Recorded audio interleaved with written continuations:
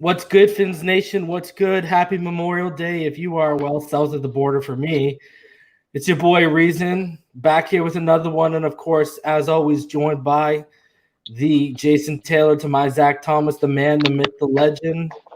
Bro, the yin to my yang when it comes to this Dolphins thing. What's going on, brother? How are you doing, Em? I'm good, homie. How are you, bro? Fins Nation. Living the life, bro. I see Sharif, Larry, Esteban, Damien. Fins up, baby. Stetson, Omar. What's up, Road Runner? Fins up, baby. Up late just to say hi. I see RIP Tupac, or is it Rip Tupac? I'm guessing RIP. Omar Brown, Quint Riddle. What's good, homie? Y'all know what it is. C. Hoffel, what's going on, brother? What's going on, Infinite Trauma? Jeff, what's going on, guys? FM, what's good, homie? Mr. Miami 305, what is good? We already got about 20 people in the building. So how's your Memorial Day going, bro? Cooking some chicken? Living life? Bro, steak, chicken, man. I'm stuffed right now, bro. If I fall asleep, man, you know why. So just scream, EM, you good? I'll wake up there, but yeah, I'm good, homie. I hope everybody's out there safe. They had a good Memorial Day. Salute to all the people, all the service members. Nothing but love and respect and admiration for you. And shout out specifically to the homie, Mr. Ballgame, for his service. Absolutely. That man was over there actually living it for real from the stories we've heard directly from him. So shout out to the homie, to the fam, Mr. Ballgame. But yeah, shout out to everyone else who served for their country. You know, I saw something earlier today, and it kind of, some people shared a part of themselves, and some people had to give all of themselves for the cause. Mm-hmm. So kudos to all of you that have done it. Absolutely. Even to you, homie. You served your county at least, right? Yeah. I wouldn't necessarily say it's on the. It's not on that level, but hey, on the same level. But yeah, I did my my 7.5 years, bro. There you go, brother. Putting that work in these DF Dub streets, as we like to say. Well, I just gotta say, when we're talking about the streets, your boy was heavy out in the Twitter streets this weekend. I see. Somebody had some fun. Shout out to the homie Stain of Juice on Instagram. You can go follow him there. And you can follow him at Juicy Boy on Twitter. He dropped the meme of the century for the Dolphins community, but he dropped it on IG, so your boy took it over to Twitter and dropped it. And it kind of blew up a little bit, people, but let's share it with y'all so you can get a good laugh. Because, guys, who's ready for this summer smash hit and arguably the greatest film ever released, people? You know what I mean? And we had to do Josh Rosen. We had to do Josh Rosen as the cross-eyed chicken in the back right there. You know how it is, homie. Tua. I'm telling you, bro. It still hadn't set in for me. Not yet. I don't know. I think it's gonna take. I think really what it's gonna come down to with me, bro. And I'm just being, totally transparent right now. It's gonna have to take for me to playing with him on Madden and smashing clowns like your Quinn Riddles of the world and your ball games of the world. I think that's when it'll finally set in. I think for me. So, but yeah, it still just hadn't set in yet, man. Still hadn't set in yet. So, because what's crazy, like specifically on the Madden topic, I was talking to my boy yesterday, and like he grabs FIFA like me, we grab NBA, we grab basically all the sports games plus the stuff, like same stuff in the Call of Duty and all that jazz, same stuff that me and you rock really. And we were talking about Madden, and just because the PS5 is so close, we're like, are they really going to take that big of leaps in the actual game and the gameplay? But I'm like, yo, I don't care if they just change the number on the disc to 21. As long as Tua's on that roster, your boy dropping that. So I hear you. I feel the same way. Way, bro. How long we been waiting to play with the left arm of God? Let's be honest with ourselves right now. I know, right? If anyone been waiting in this Dolphins YouTube community, it's your boys over here. Okay. Oh yeah, been waiting. And shout out to Ball Game again, because he hoping Josh Rosen's still on the roster, so he can play. So we can have Josh Rosen. So we got a rematch, and we can Rosen's going to be a 63 by the time preseason done, brother. That way we can settle within the Dolphin community who should be our starter. We all know who's gonna come out victorious on that one. We already know. Put your money on EM. That's for everybody in the comment section. You better put your money on your boy EM. But hashtag money on EM. Can't wait for that one, bro. Can't wait. You know what I'm saying? So it is. Yeah. Just shout out to Rosen, the little chicken in the back. Holla at you. I see you, Josh, doing your thing. I really, man, to be honest with you, bro, I just want that whole situation just to be settled. If because I just don't want any possible disruption. And it's not necessarily a Rosen issue. No. I just don't want any disruptions, any possible disruptions, with Tua in his acclimation to the NFL. I want that to be, I want his transition to be as smooth as possible, bro. But I just look at that Rosen dynamic, just like you said a couple streams ago. It's gonna be human nature that he's gonna be salty. He's gonna be bitter. And you can't. I don't blame him for that. Now, no, it's human. I mean, I don't blame him at all. But it is what it is. It's, they selected Tua. Obviously, they made the investment. He's gonna be the future. So I just don't want anything to possibly derail that train, bro. And Rosen. And shout out to Havoc, but brother, I don't need Rosen and Fitz as buffers for Tua. Give me Fitz. If Fitz don't work out or Fitz gets hurt, man, let me tell you something. If his because let's be honest, his doctors, other people have tried to spin it that before the draft it was his doctors could be lying to keep his stock up so he doesn't slip out of the top 10. Yet every deadline Tua in his camp have put out, he's consistently hit. So let's go at the point that they think that he's going to be 100% come day one. You're not going to get any more than 100%. So as long as the offensive line is where it needs to be, as long as he's acclimated to the playbook, which we've gone over how many times about, the parallels between the Steve Scarscasian offense in Alabama and what Chan Gailey's going to be running. Okay, so we don't have to regurgitate that. As long as he's caught up with the playbook, as long as he feels comfortable at the game speed, okay, that's why preseason snaps are going to matter. Even if it is against second stringers, even third stringers, it's going to matter. Okay, if he's caught up, if he's there and he's 100%, Fitz has already earned the right to start day one. Okay, no one's arguing that. But if we start seeing Fitz tragic for 2 or 3 games, or Fitz gets hurt, brother, I'm turning to Tua Tagovailoa, especially if it's early in the season, because I'm trying to save somewhat of the season that we have. And even if we're 5-2 and then we get 2 bad games from Fitzpatrick and we're 5-4 and Tua showed me enough in training camp, brother, it's time to roll the Tua train out of the tracks because he ain't gonna get any healthier than 100%. And also think about this reason. His, him in practice on a day-to-day basis throwing against this secondary. That's going to be tremendous for it. That's going to accelerate his growth, in my opinion. Because, in my opinion, on paper, you better get in training camp. I want him out there with the first team offense. Absolutely. Fitzpatrick doesn't need the reps as much as Tua is going to need the reps. Exactly.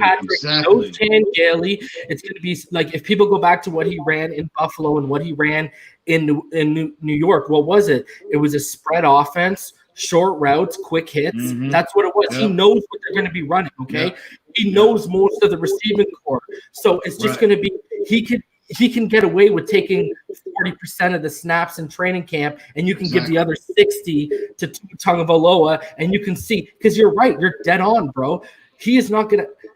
There's only a few secondaries in the league, okay, that are going to be better than our first string secondary because we still have to hold that free safety. But that's a perfect learning tool for a young quarterback like that if you give him all those snaps, bro. He's going to be throwing against them every single day, bro. That's going to accelerate his growth, in my opinion. So we again, as long as Tua is healthy, if he and the way he looks phenomenal. And if he, I think he might be Bro, like 85. He might, bro. He's already got those Shakira hips, bro. Yeah. He might. He's probably about 80 to 85% right now. Yeah, and that's good enough, and that's healthy enough to play a football game, to be honest with you. So he's going to be, if he continues on this trajectory, he's going to be 100% by opening day. And again, like I said, he's going to be throwing against that secondary every single day. I think that's going to accelerate his growth. So again, if he's healthy, we could be seeing Tua a lot sooner than what we initially thought. Just got to make sure the O-line is right. That's why I don't see him starting day one too, because you're not going to know where you have that O-line. I agree. But I'm still, again, I think Fitz earned the start, and I want to see, I want to see Fitz, in this offense and see what we can get out of him this year. But again, like you said, if he reverts back to, Fitzpatrick of 5 years ago, then, you need to make the move. But I don't anticipate that. I really don't think so. I think Fitz is going to have a very productive year this year. Because that means that we're winning, and that means exactly we're learning. So I'm cool with that. Exactly. So, yeah, man. I think we'll see. Best case scenario for me was I only see Tua a couple times in cleanup time this year. So, but there's a difference between an objective fan and a subjective fan, and the objective fan in you has to tell you that it's pretty much a realistic probability we see him at some point. If we see Fitz tragic and he impresses like we think he's going to impress at training camp. I mean, logic just tells you that. You know what I mean? So yeah, I agree. It's just all about that offensive line. To me, it's actually I think, like I said in that surprise show, I think people are going to be surprised at how easy this offensive transition is for him. People are going to come back and be like, oh, you know what? Reason was right. It is very similar to what they're running at Alabama. And they're going to be like, oh, he looks so very smooth. Similar. And I was like, yo, this is what I was telling you pre-draft. If you guys look at the way they've been setting it up with the receivers they've drafted and et cetera, and even some of the receivers they have, they're already starting to tailor fit this offense towards his skill set. And you know what reason smart coaches do that? That's pretty much exactly what Andy Reid did. Andy Reid was known pre-Patrick Mahomes. Prior to Patrick Mahomes, he was a West Coast-based he had a West Coast. He was known for because he came out of that Bill Walsh tree, that Bill Walsh tree. So he was primarily known for his West Coast concepts within his offense. But what did he do when he selected Patrick Mahomes his first year? He started implementing a lot of what he did at Texas Tech, and he combined both. And smart coaches do that. You've got a talent there. You've got a talent that you believe in. You want to make his transition as smooth and as seamless as possible. And that's what I think a lot of coaches fail is when they select a quarterback and they bring him into their system and they try to make, especially if fit their system. Exactly, especially if the quarterback can't make that, he can't make that transition. You want to make it as comfortable for your player. Exactly why Rosen is out of Arizona is because of what we're discussing right now. Exactly. Right? So you want to make it as comfortable for your player, your quarterback as possible. And how you do that, you go evaluate his tape at college and what he did, and you want to implement a lot of those concepts what he did in college, because that makes it's already hard enough for him transitioning to the NFL. So why if you're a coach from a coaching standpoint, why would you want to make that more difficult? Well, think about it too, right? We've already talked about how Chan Gailey, how it basically is tailored, especially with, people don't realize he was basically running an RPO offense. I said this, shout out to Richard Rodriguez. We were having a healthy dialogue. We weren't agreeing, but we were agreeing to disagree, and it was really good. It was a good discussion. Anyways, like I said to him, bro, people don't realize he was basically running an RPO in 2008 when he was at Kansas City when he had Tyler Thigpen. Yep. So he knows what he's doing in terms of Chan Gailey, right? So Chan Gailey, bro, this is what people don't understand. This is why Flores basically said, I'm hands off with the offense. Because not only because Chan Gailey can change up the looks during a game, but also because he knows, basically, we talk about how, okay, the Dolphins are a 3-4 base, but they obviously send you other looks like 4-6, et cetera, right? Exactly. Same thing with Chan Gailey, base spread, but he can throw you different looks, right? Exactly. Well, they've already been pundits and people close to the team have already basically come out and confirmed what I was saying when I was telling people don't rule out the fact that the RPO fits this scheme. And the best we've ever seen run the RPO was Tua Tagovailoa. Don't leave that out as being a decision, to draft him. How long was I saying it? And then after we drafted him, what started coming out from every major outlet, like the Miami Herald and the Palm Beach Post? Hey, they're going to be running RPO heavy this year. And I keep telling people, don't discount that played a factor in the Malcolm Perry pick, because you teach him to be a bit of a better passer in terms of his mechanics, and he's perfect for running an RPO and being that Taysom Hill and being that change of pace back there, right? So I'm just saying, like, he can implement. They can. That's what I'm saying. If you have Fitz, if you don't want to start Tua, right, and you got Fitz starting, okay, and you want to run RPO plays, you will bring in Malcolm Perry because you want Tua in. People don't realize Tua is a rhythm passer. Tua isn't. I'm not a guy you're going to bring off 1, 2, 3 times off the bench to run the RPO or run unique plays. You do that with a guy like Malcolm Perry. So if Fitz can't properly, and I'm not saying he can't, I'm saying physically limited because of his legs, you know what I mean, at his age. If you want to, and I mean, when you put up his athleticism against Malcolm Perry, there's no question, right? And what did they do in New Orleans with Drew Brees and Taysom Hill? When they run around the RPO, Drew Brees comes off, Taysom Hill comes in. They do that with Malcolm Perry if Tua is not starting, is all I'm saying, right? And think about this as well. Think about the Wildcat aspect as well with Malcolm Perry. Now, the reason, a lot of reason why the Wildcat isn't that successful in the NFL, because generally a lot of teams, they run the Wildcat with 2 running backs. But this kid, he can pass the football. He's proved that in college. So the passing, the element of the pass will always be a threat in that, whenever they implement this wrinkle, that, those Wildcat wrinkles. So the element of the pass will always be there. So it can actually be a legitimate threat. I think, if you want to sprinkle that in over the course of the season and in different, situationally, I think that can be a big part, maybe not a big part of our offense, but I think it will be a plus for us, in stretches over the season, situational especially. So, because again, Perry can pass the football. He was a quarterback at Navy. So the threat of the pass is always there. Whenever the Wildcat isn't successful, it's because you have 2 running backs back there. You have one generally running a jet sweep, and you have one playing the quarterback role, like a la Ronnie Brown and Ricky Williams. But neither one of them really was a legitimate threat, that you can really threaten a defense by the pass. But with Perry, you can do that. He has that skill set, and he can run as well. You see him. He's like a running back / wide receiver / quarterback. So I can see that being an asset. That wrinkle, situationally, it can be an asset for us. I really do.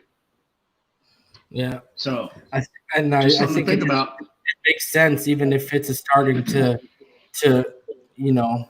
start implementing it more and more as the season rolls along, right? Because not only, if Tua's taking over the reins in year 2, let's say, you want that offensive line, because you look at Eric Flowers and Karras, you look at Jesse Davis, you look at Solomon Kinley, you look at Robert Hunt, Austin Jackson. They don't come from RPO offenses, right? So you just want to if it's going to be that heavy when Tua takes over, you want to kind of get those guys acclimated sooner rather than later, right? Yeah. So I definitely think Perry's going to be that gadget guy. He's going to be doing a little bit of everything for us, I think. Yeah. So can't wait, bro. Can't wait. Cannot wait, bro. So what do you think about our boy Kirk Merritt, who, guys, I took in my dynasty draft last year, so I'm totally locked into this guy for the rest of his career. I took him in like the 23rd round of my dynasty draft, so I stick by my statement that this guy's going to crack the top 6 receivers. But, brother, let's show everyone. Let's mute that. This man is an absolute freak, bro. He is. Look at, you know what he's doing right here? Check it. Watch right here. Boom, he's on top of your head, bro. He's standing on top of your skull right now. Just like this man is an absolute monster, bro. Like, 62 inches, bro. Impressive. You have to find a spot for this kid somewhere. At some capacity, you have to find a spot for him. Because the fact people want to rock Isaiah Ford or an Allen Hurns over this guy, bro. You know what the thing is? Well, this is the type of guy where he's got that X factor like Albert Wilson. What do you want to do with this guy? You want to get the ball in his hands and let him work the field. It's the same thing with a Malcolm Perry. You want to get the ball in his hands and you want him to get beyond the line of scrimmage and work the field, right? That's what you want to do with Albert Wilson, right? Like, bro, come on, be this guy in the other slot opposite of Albert Wilson, and then Devontae and Preston on the outside, receiver set, and then you want to go 5 receiver set. Let's throw Gesicki on the right side. Oh my God, bro! And to be honest with you, I would just, you know what I would do? I would have if they decided to if he makes the 53-man roster, when we go in when we implement our spread concepts, you know, a quicker way to get him acclimated to what we like to do. I would just minimize his route concept. I would give him 2 routes to run. You know what I mean? I would give him a go route, and I would either give him a in or 3 routes, or in or like a 10-yard in or out route. But primarily, I would have him run a go routes because again, this kid's his 4.32, 4.33 speed, whatever it was, at 6'1", that kid. He's going to take the coverage wherever he goes. He's going to dictate coverage. So, again, that's going to open everything else for everybody underneath. Everybody. So, again, what do defensive coordinators in the NFL fear the most? What puts the fear of God in them every single week? It's that element of speed. It's that speed, and this kid is as fast as it gets. So, bro, people have been asking me, too, like on Twitter and DMs and stuff like that. Why don't you mention Jakeem Grant? Why are you leaning more towards like Isaiah Ford or an Allen Hurns? And I'm like, because Jakeem Grant, I go back to the speed we were just talking about, but I mean, it's a given he's gonna at least be on special teams, right? Mm-hmm. So, did you see what he dropped? Oh yeah, he looks phenomenal. Like, and this is another reason why I say I'm getting rid of Allen Hurns or an Isaiah Ford over this guy, bro, because this is, look at this. Ooh, the cuts and the speed, bro. Oh, yeah. He looks phenomenal. Yeah. Yeah, he looks phenomenal. I like it. But you know something, if it comes down to it, we'll see. I just think, it's just going to be, it's an uphill climb for the UDFAs, and it's going to be somewhat of an uphill climb for them. But again, we saw Preston Williams come in and flash immediately last year. This kid might come in and do the exact same thing or even be better. We'll see. Yeah, we'll see. But he definitely, you got to find a spot for him somewhere, bro. Somewhere. Yeah, I think when I look at it, bro, it's a. I lock pretty much Merritt in as I think he's going to be that 5th guy. I think I just don't know who that 6 is going to be. It's going to be Isaiah Ford or Hurns for me. Mm-hmm. So, and shout out to Jakeem Grant for keeping it up, bro. Like, that's why I mentioned Isaiah Ford or Hurns, because I ain't getting rid of that. Because, as small as this guy is too, all y'all people who say he should be in the slot, he ain't a slot receiver, guys. He's a boundary receiver. He's an outside receiver. Like, that's where this man made his bread and butter. So he's just got to stay on the field, brother. The question I have is, where's the Preston Williams footage, bro? Yeah. You know what I mean? I'm serious, dude. No, for real. I mean, Preston Williams can be special. Yeah. That kid can be special. Yeah. So that's the videos I want to see. So yeah, because hopefully kind of labeled where he better get back to pre-injury form because that wide receiver room is starting to get full. Hopefully he's putting that work in, bro. But that's what I want to see. He probably is, bro. That glitch, bro. Shout out to Glitch, homie. Because that guy, man, you're special, bro. Like, I hope you come back 110% for real. Because we want to see what you should be, you know? So. Yeah, but I like, again, I like Hearns. I like Allen Hearns. I like his reliability. He's reliable. You know what I mean? He's not a true number one. He's not a true number two. He's not a true number three, but he's a reliable guy in that fourth, in that 4 wide receiver position. He's reliable. Mm-hmm. Very good zone. He can recognize. He recognizes zone concepts really, really well. You know what I mean? You saw it last year. You saw it consistently on tape last year. Again, he's not a number one. He's not. I think Isaiah Ford is the odd man out, bro. There's a reason why you've been on the practice squad your whole career, and you kind of came up last year out of necessity. Shout out to you for putting in that work, but I'm seeing guys with crazy freak athleticism and high upsides coming in, and it ain't looking good, bro. You know what I'm saying? And that's no knock on anyone. I'm just saying, bro. To be honest with you, I think at the end of the day, it'll come down to, because again, I keep saying Mac, I keep throwing his name out there, but that kid is a heck of an athlete, bro. And it might come down to he just can't stay healthy. But he can give you what Allen Hearns gives you, what Isaiah Ford gives you, but he's just twice the athletes, both of those guys. So, But if you want to get the most athletic guys on the field, you go with Parker, you go with Williams, you go with Albert Wilson, you go with Merritt, you go with Matt Collins, you go with Jakeem Grant. If you want to get your, those are the most athletic guys on the team. So at that position, so we'll see. So I don't know what. So give me your top 6. My top 6. Give me who. If you're going in this season, who's your 6, and then I'll give my 6. I'm going obviously Devontae Parker. I'm going Preston Williams, Albert Wilson. I think Albert Wilson, as long as he's healthy, I think he's going to have a good year as well. I'm going to go Matt Collins. That's my 4th guy. He's the plant. That's his position on the depth chart. He's number 4. I would go Hearns because, again, he's reliable. Allen Hearns, my 5th guy. And then, you know what? I would take a flyer on Kirk Merritt just based off his athleticism again. You have to find. Oh, I'm sorry. Did you say 6 or 7? Like 6. Well, Kirk Merritt, he's going to have, again, I'm going to have to get my eyes on him in training camp. I'm not, I'm going to have to get my eyes on at this point. Obviously, at this point, he would be on the practice squad and Jakeem Grant would.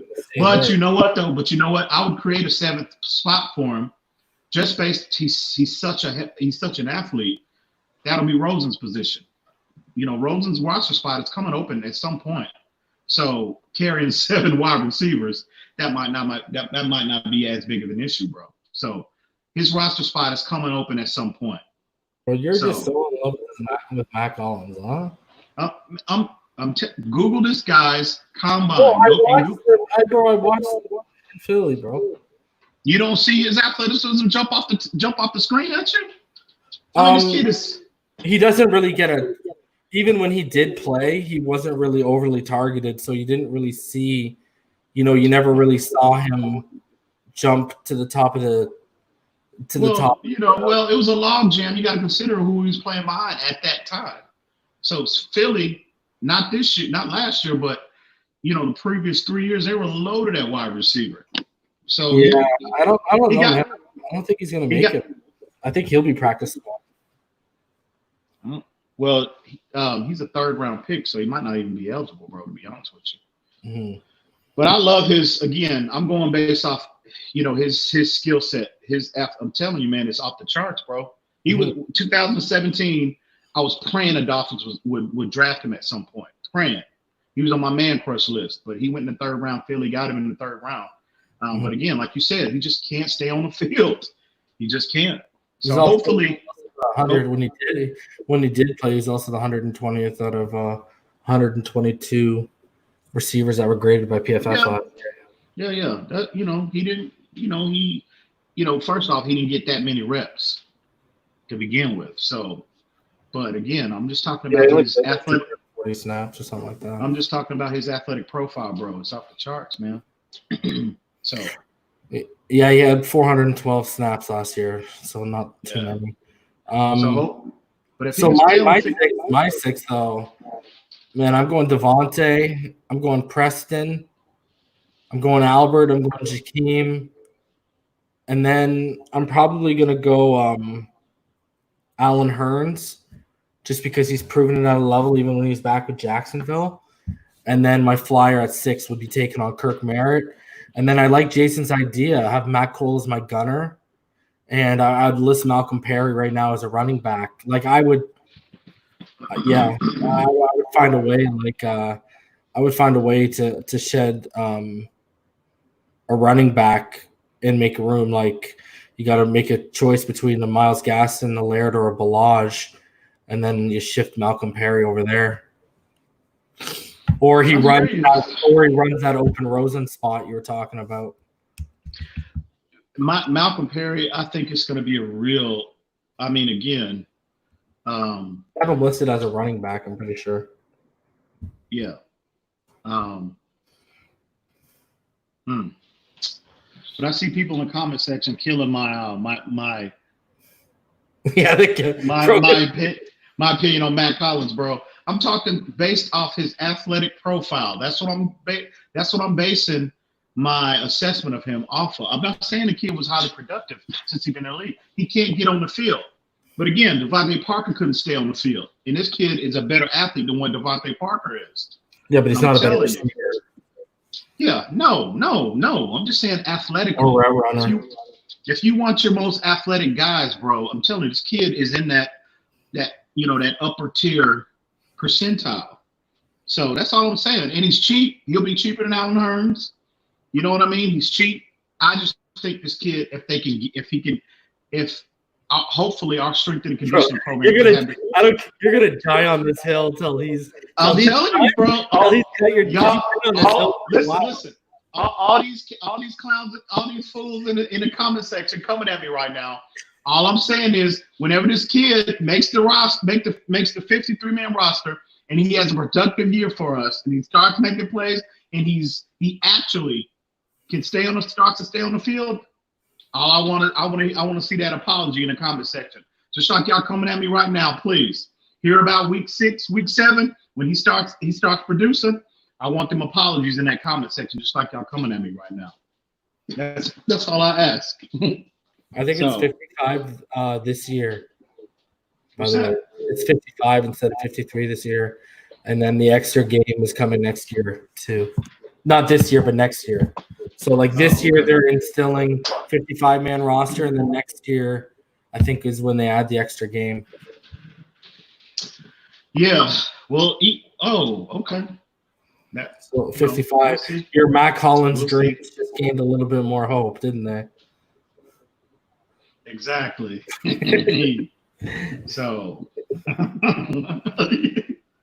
but again, that bodes well. That bodes well for the UDF fans as well, bro. For Merritt as well as Matt Cole. So Larry L not feeling the Mac, bro.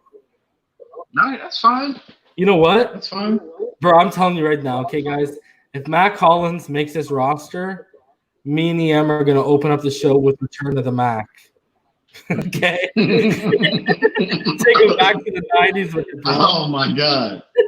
Oh my god. That's crazy. That'll be his theme music. So again, man, he's just an athletic kid, bro. And I think he's got tons of potential.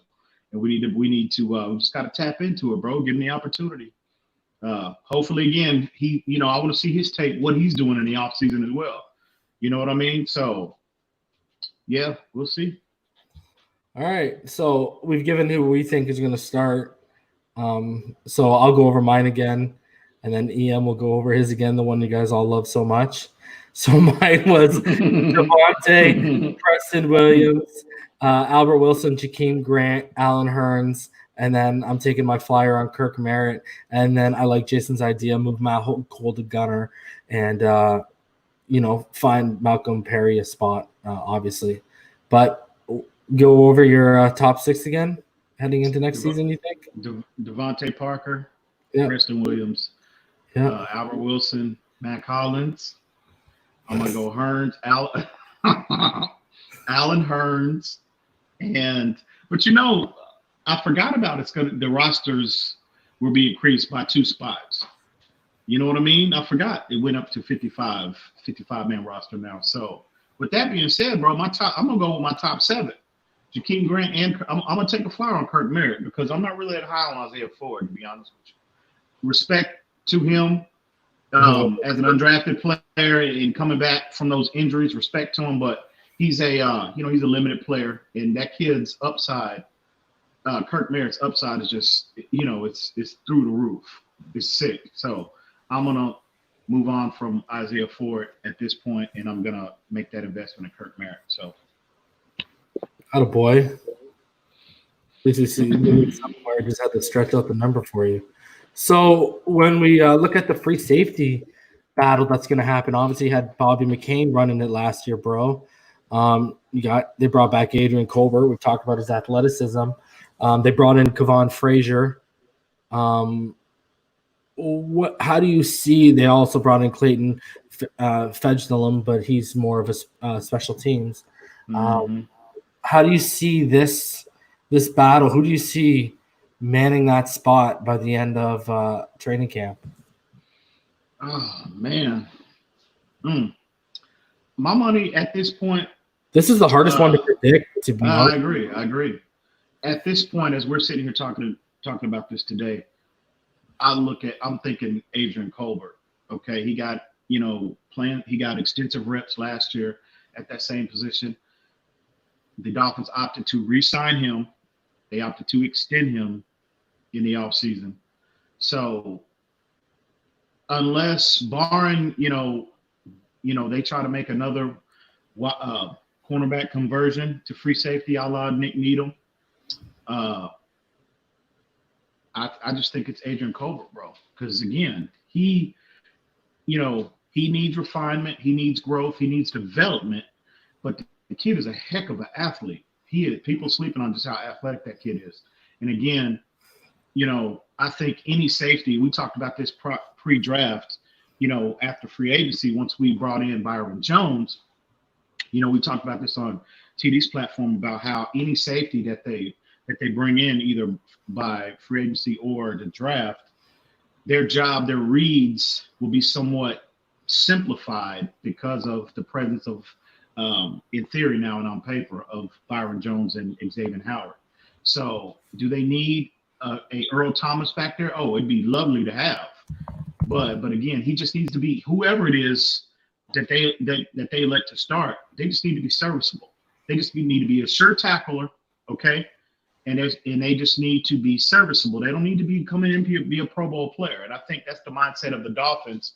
I think that considering the approach they took to that, addressing that position, because obviously they felt at this point they feel comfortable with what they have, and Bobby McCain obviously is in the, he's a possibility as well. Not ideal for me. I'm trying to move off Bobby McCain as soon as possible because I just don't see his value.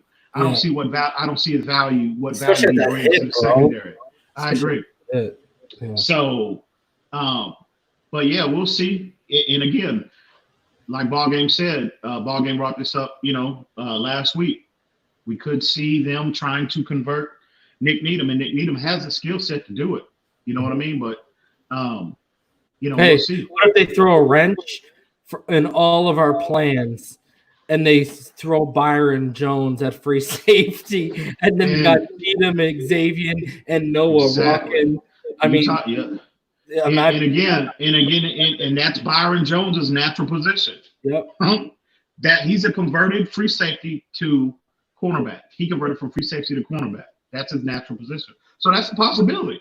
I do believe we will see him in that role at times during the season. Yeah, I do believe that. Yeah, I firmly believe that. So, and shout out to Rip Tupac because he's right. Needham has some of the best long speed and sideline speed on the Dolphins. Absolutely. really, those things you point out, Rip, those are two prerequisites for being a strong free safety. I mean, those two things are why I loved Ashton Davis the way I did, minus the fact he's also a ball hawk too, right? He had a good nose for the ball, but and also we got a chance to saw how Needham, how he was around the line of scrimmage. We saw how sure of a tackler he was last year, and we saw how good of a blitzer he was during stretches last year. So he can play around the line of scrimmage. He can play on the line of scrimmage as well. He put that on tape last year as well. So we all know what he can do in terms of his man-to-man ability, his coverage ability. I just think he needs to get more sound in terms of his, in zone. You know what I mean? Because that free safety, there'll be probably that single high roll. I just haven't seen him in that role. So, but again, I think he has, the skill set to make that transition. But so yeah, we've seen Needham's skill set last year. He put that on full display for everybody to see last year. So him making that potential conversion, I think that could be, like I'm gonna have to rock with you too. Like, I mean, other than Colbert, what are they gonna? Steven Parker? Is he gonna be a free safety? Who else is back there? Are they gonna make Clayton Fedgelum? Are they gonna make him a permanent, take him off the? They're gonna make Kevon Frazier? Like, yeah, right, bro. Right now, it's Bobby McCain, Adrian Colbert, or basically Steven freaking Parker, right? I'm trying to move off of Bobby McCain. It's ASAP. I just don't see the value. This is why someone asked today on Twitter if you could bring back any retired Dolphin, who would it be? And people were like, Zach Thomas and Jason Taylor. And I'm like, we're good there. I'm like, Jeremiah Bell is who I would, because he can play strong safety or free safety, right? Like, I'll bring back, because we need our free safety back there. Because I got a question for you, EM. I know we're talking about free safety right now. Okay, so we've both Jones. Okay, yeah, but we see him as a strong safety, right? Oh yeah. Go ahead. When we're talking about free safety, we both agree because of by default of who's on the roster. But going back to strong safety, would you do this? Would you trade for Jamal Adams? Man, I love the player, love his everything he brings, the passion he brings, the tenacity, the physicality, safeties in the NFL. I think he's on the Jets, guys, but I think he's the best safety in the NFL. The physicality he brings, I mean, he would be an ideal fit. He can cover. He's got 4.3 speed. I would love Jamal Adams, bro. But the thing is, they're asking for a first and a third. Obviously, we have the surplus of capital to make that happen, but you got to turn around. You got to pay him. I don't even know how much money he's going to be asking for. So it's just, if the potential contract wasn't an issue, I'd be all over Jamal Adams. I don't know about a first and a third, but I would entertain a first for him. You know what I mean? But you got to turn around and pay him as well. It's going to be a killer contract. You already know what time it is. He's a young player too. If we have Noah and Needham, would you just trade X for him? Because now you're spreading that money around. You're not just throwing it all at the corner position. Then you got Needham and Noah, and now you're throwing at the free safety when you've already got money invested in the linebackers in the line. You know something? You mean like right now? Well, think of it right now. Well, I want you to think of it. If we had Byron Jones, we would have an elite player at that position. If we had Jamal Adams, we'd have an elite safety. We have what I think an elite linebacker in Van Noy, and I think a kid who has the potential to be an elite linebacker in Raekwon McMillan. But I mean, I'm not really counting the edge guys. And then you look at our front line. Wilkins, he's not going to be an elite. He's going to be solid. But Raekwon, we see that he has the tools to one day be an elite. I'm just saying, you can position this where you have an elite player at every level in your defense. Is what I'm saying. Well, I think, and I love this kid, I love the player, but I think a healthy Xavier Howard is going to bring more value to overall to the defense, to the secondary, than what he would be if you were trying to trade him player for player. Because the cornerbacks, I don't care how good the safety is, the cornerbacks, they always have a bigger impact than any safety position. I don't care. You got Ronnie Lott back there. You can have 2 Earl Thomases back there. The cornerback always makes a bigger impact. So got X's injury history, and Jamal Adams don't have that. Well, that's what I'm saying. That's why I prefaced everything with it's all about. That's why I said a healthy Xavier Howard. I just think his overall impact would be has a higher ceiling than his. Gates doesn't like Jamal Adams apparently, but he likes Xavier Howard. We know that. Yeah, but again, I'm just saying, in my opinion, the kid will be a welcomed addition. I love him, but I just think a healthy Xavier Howard is going to be more impactful to this defense than what Jamal Adams would. Because again, I think, and I'm sure people in the comment section are going to come at me right now what I'm about to say. I'm telling you, Eric Rowe played extremely well. I was looking at Travis Wingfield's tape. He broke his tape down the other day on Twitter. I've been telling y'all that all year. I've been telling y'all that for a year. Eric Rowe played extremely well last year. And bro, another year in that role, okay? Another year in that role, he could even potentially be better, much better than what he was last year. So again, I love Jamal Adams, and he would be an upgrade at this point to Eric Rowe, to every strong safety we have, or free safety for that matter. But I just think a healthy Xavier Howard, the impact that he's going to have, in addition, as a tandem with he and Byron Jones, I think that will that'll give us a better chance to be special as opposed to very good in having Jamal Adams back there. We will be very good with him, but I think with Xavier Howard, a healthy Xavier Howard, we have a chance to be special. So, no, it's all about Xavier Howard's health, bro. It's all about his health. But I love Jamal Adams. I would welcome him. I would try to get him. I would just try to, He's 2 years younger than X2, X27. Yeah, I agree. 25. I don't want to trade Xavier. I really don't, bro. I want to get him healthy. I know you want to see what it looks like for 1 year. You said that. Yeah. I want to see that. So it was just a suggestion. That's all it was. Yeah. I hear you. It's Shout out to Nico for the comment, but also because Nico been down with me since day one, since we linked up in that fantasy a while back. Holla at you, boy. But Nico says Xavier has his best season in a wide 9 cover 3 scheme. Flores is running a 3-4 cover 1. I disagree with that, but hey, that's his opinion. Xavier Howard excels no matter what TD tells you. He excels in man-to-man coverage. Okay, but the thing with Xavier Howard is this: he's a multi-dimensional cornerback. He excels in zone coverage as well as man coverage. Okay, it's just he just hurt because he pinches a little bit. That's all. Yeah, he freelances a lot, but he needs to get more. And I've been saying that for 2 years. Love Xavier Howard. He just. I hope his knee is back where it is, so we got that recovery speed too, brother. Holy. Yeah, it's all about his health. It's all about his health. All about his health. For sure.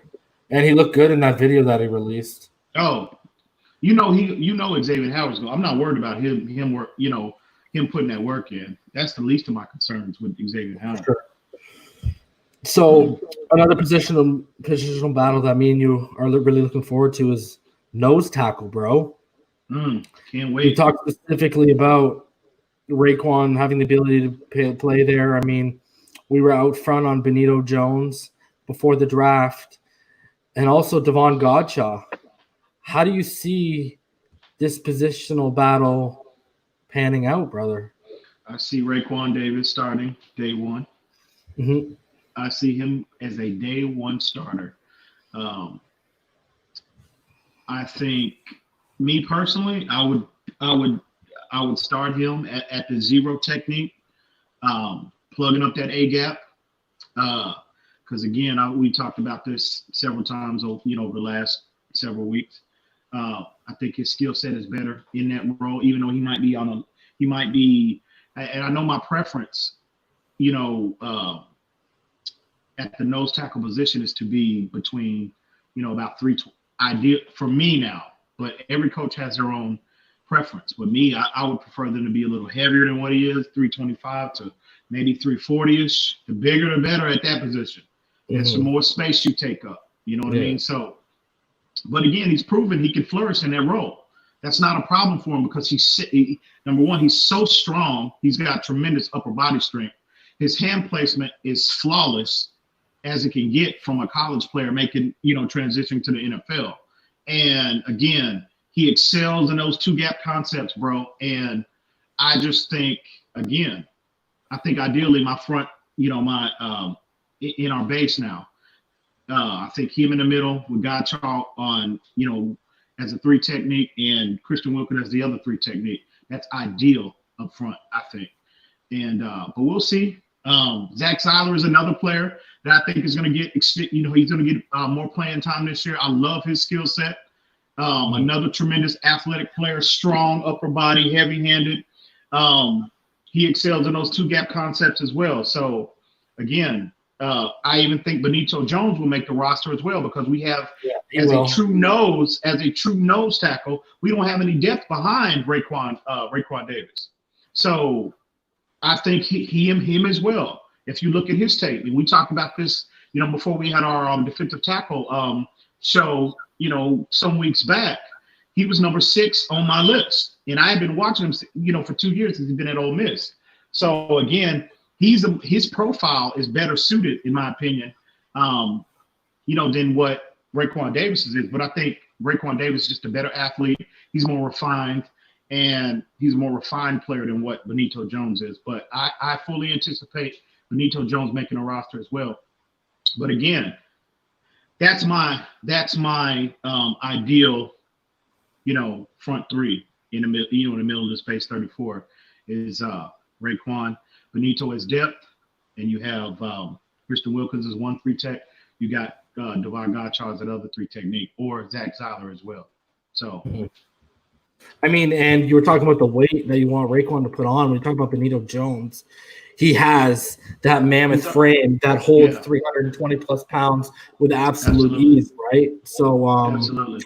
Yeah, man, he's shown how powerful he is, bro. Because absolutely. I think people kind of slept on him because of where he went, but bro, you see him, you watch him on tape, and man, he caves in offensive linemen when he gets on the side of them, bro. I mean, and he's shown, bro. He's already had over 2,200 snaps in his career. Yeah. So he's shown that he can take, for a big man, he can take a big workload, bro. And that anchor is there, bro. It's hard for double teams to move him. It's hard for double teams to move him. That anchor is there, bro. To fight through them, bro, as a pass rusher on the nose, right? Yeah. And the thing is, people just you kind of look at the size of him and you think, okay, he just uses his strength and probably just simply a bull rush and he's through. But he's surprisingly has a lot of moves. Very good swim move. Yeah, with his Very hand, good swim move. Yeah, and with his body to get through there. It's I don't know, man. And you don't see, because seeing as we talk about one of the reasons why that pass production went down with Raekwon a little bit is because we've talked about this on the stream. They went from a 4-3 to a 3-4, right? And we've talked about how you're more focused on stopping the run and eating up space, filling gaps, right? When you're that nose, he's one of those rare nose tackles that he gets in the backfield against the run, bro. You know what I mean? He doesn't fill the gap. He gets into the backfield for tackles for losses, bro. I don't know, man, but I agree with you. I wouldn't be surprised if after they get Raekwon acclimated, Benito is back there. He comes in on rotational snaps this year, and I wouldn't be surprised if in 2 or 3 years that front is Benito, Raekwon, and Christian Wilkins, bro. And Zeiler's depth. Exactly, and Benito. Anything happens with Benito, you can shift Raekwon right back to that middle, right? Especially if he gains weight, because we can't talk about, bro. This guy, man, he's got that Chris Jones length that creates problems for offensive linemen, and you can't teach that, man. Like we talk about athleticism, you can't teach a body like that. The way he bent his bend, it's phenomenal, man. Like I can't wait, bro. I love his. You know, a lot of people have said that he gives up on plays, bro. But a lot from I see, bro, he churns his feet. He constantly keeps those feet churning, bro. So I don't think that's going to be a problem. Not with this coach. That won't be a problem. B Flow, I'm sure. So, but yeah, love him. Love that again. I mean, that next to Tua, that might be my favorite pick of the.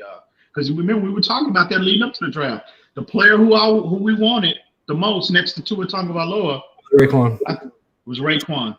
Yeah. It was Raekwon. He's definitely one. Robert Hunt is my third favorite after those two, but I'm right there with you. It's Tua and Raekwon all day for me, bro. Because I mean, we just again, we saw what we saw in Raekwon, and we were just like, yo, we need to get. We have to get this dude. Dude. And again, you saw on draft day just how excited Brian Flores was. I even think again he was more excited on camera with the Raekwon Davis pick than he was when they selected Tua. You know what I mean? So I think they had been targeting him for a while. Happy Memorial Day to Reason and EM, says Dolphin 82. Happy Memorial Day. Same to you, homie. So let's get to the last two here. Right tackle, right guard. We've talked about specifically how the right side, how that shapes up really interests us. Like, Solomon Kinley was a natural left guard. What's going to happen with Danny Isidora? What's going to happen with Dieter? Is he going to get shifted out? And is he going to be in that center role? Is he going to be battling with Donnell Stanley as being the backup? Where do you see this right tackle and this right? I know you had some questions about Robert Hunt in space, and then the last video we did where I pulled up a couple of clips of Robert Hunt, and you saw some of his play in space after he disengaged from the block at the line. You were actually overwhelmingly surprised. So where do you see that whole situation working out with Jesse Davis and our boy Robert Hunt? Something, Reason, and I brought this up on the last stream because I've been thinking about this in regards to Larry, the possibility of us signing Larry Warford. Okay. The reason I was thinking about this, I said, could it possibly be the Dolphins are kind of maybe holding off on potentially targeting him because they're a little unsure where Robert Hunt where he will be playing? Because if he's playing at right guard, if he can't play, if they get him in training camp and he's not necessarily panning out at right tackle, obviously they're going to kick him in the guard. Well, there'll be no need for Warford at that point. Yeah. You see what I'm saying? So I think Robert Hunt, dude, it's everything how this offensive line is going to shape up. Possibly it all depends on where he plays. If he in OTAs and in training camp, he shows that he can play right tackle. Okay. The speed, he's not overwhelmed by necessarily the speed of those athletic, 4-3 defensive ends or 3-4 stand-up outside linebackers. If he proves he can handle that, well, obviously, me personally, I'll be all over Larry Warford because it becomes a strict. We all know this kid can move people. Okay, he's gonna be, an ideal gap power scheme, phone booth type of player that this offensive line scheme-wise seems to be transitioning to. So that's not the question mark. The question mark is how he's going to hold up in pass protection in terms of his ability to play in space. If he does that, I think they're going to be all over Larry Warford. But again, we won't know that until a month, 2 months, 3 months from now. So in my opinion, a lot depends on where he plays. If he struggles, if he's overwhelmed, and they get him in training camp and he can't play, that he's not as good as playing in space at the right tackle position, well, obviously you're going to kick him inside the guard. So at that point, Jesse Davis becomes a right tackle. So, well, what do you do then? Do you ride with Jesse Davis, or do you seek, an alternative at that point. Who that would be, I have no idea. But I think a lot depends, and I think we don't realize as a fan base just how I think, in my personal opinion, I think a lot depends on where he plays. So I get the concern. The concern with Hunt basically is he doesn't have the agility you'd like to see. But I mean, you saw he can get places fast. Yeah, he can. It allows him to be effective in open space and kind of makes up for his lack of agility. I think he's got the power to play right tackle. He's 6'5". Definitely. He's got the power. He's just a huge dude. You saw when he's unoccupied in pass protection, he looks to blow someone's block off. It's got that nastiness, bro. Like that's why I want a right tackle, because he's got a nastiness that not a lot of right tackles in the NFL have right now, bro. Definitely.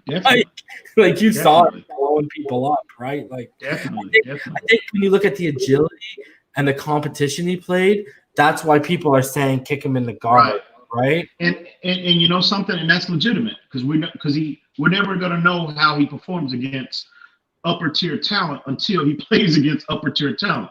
Yeah. And he didn't do that in college, so that's legitimate. That's a legitimate concern. But again, like I said, wait till we get. I think the Dolphins have taken the approach of they said we're looking to play him at right tackle, but we won't know how he handles. And again, going up against Emmanuel Agba every day, they don't come any more athletic than that at that position in this league. He's as athletic as it gets. So that'll be a good test for him early on. So again, this kid, I love the pick. I think, I hope he can play right tackle. He can handle that. When we made the pick, and I was on the other platform, I said specifically that they got a top 3 guard in this draft, and they got a guy who could be a top 5 guard in the NFL one day. Oh, absolutely, bro. I grade him as a guard. Yeah, I think he can have. He coming in because I think no matter who's the quarterback this year, I think the objective is to, I think they're going to run the ball. We're going to see a lot more. Well, that's his strength, right? He had like an 86 grade in run block. Absolutely. You saw him up when he chipped the guard and then he took the linebacker to the second level. That was him. And that's what I loved about that play, EM. Like, think about this. He chips the guard inside, turns him towards the sideline, knows he's off balance instantly. He's got the awareness to identify the linebacker stepping up, and that the linebacker's stepping up to where the running and going to be in front of the running lane that's coming behind him. And it's like 2 moves in 2 seconds. He goes from turnstiling the guard to basically going to the next level and blowing up the linebacker so he gets out of the running lane, man. Like, that awareness, that shows awareness and an IQ, and keeping your head on the swivel. Like, that just shows a smart player, man. And I know it was like I believe it was Appalachian State. I get that, but the thing is that recognition. You know what I mean? That awareness. Oh, absolutely. It doesn't matter who you're against. If you have that, absolutely. And you have the strength to back it, you're going to be able to go through with it. You know what I mean? Absolutely. I agree. So 100%. those are the things I would see. Like, you saw intangibles added in with him being violent and a bully. So, let's be honest. Nothing worse than a technically sound, smart bully on the offensive line, because they'll kill people. You know what I mean? And bro, the fact that the Baltimore Ravens had that high level of interest in him, that tells me a lot. Yeah. You look at their track record of offensive line in general that they've had over the years and developed to Pro Bowl status. They have a very good track record of developing offensive linemen. So, dude, yeah, and you called it months ago, way back. If you look at it, the draft even showed that. What does that show you? We're still, between that and the Zach Seiler thing, we're kind of following what they do. When you look at the Patriots, we got Malcolm Perry and Sean Render under them. We're still we're not just, that's why I don't like when people call us Patriots South, because we've seen too much that they're taking from other teams that have been successful too, like i.e. the Ravens, right? It's not just Patriots South, man. Like, trust me, you can see the Baltimore philosophies in there just as much. Absolutely. But yeah, there are a lot of similarities between the Baltimore franchise and New England and us, Miami. and now us. But to be honest with you, I don't take offense to that, bro. I hope we turn into the Patriots South. If it brings us 6 championships, a 20-year dynasty, bro, really? I hope we turn into the Patriots South. Bring it on, baby. I take no offense to that. When they put that label on us, bro, bring it. Good question here from Dolphin 1244. In hindsight, would you prefer to have drafted Hunt or Dobbins? I'll go with Hunt because we got Breida. You know, even if we did, even if we hadn't, sure. even if we didn't, we weren't able to obtain Breida. I still think Hunt was the. I agree.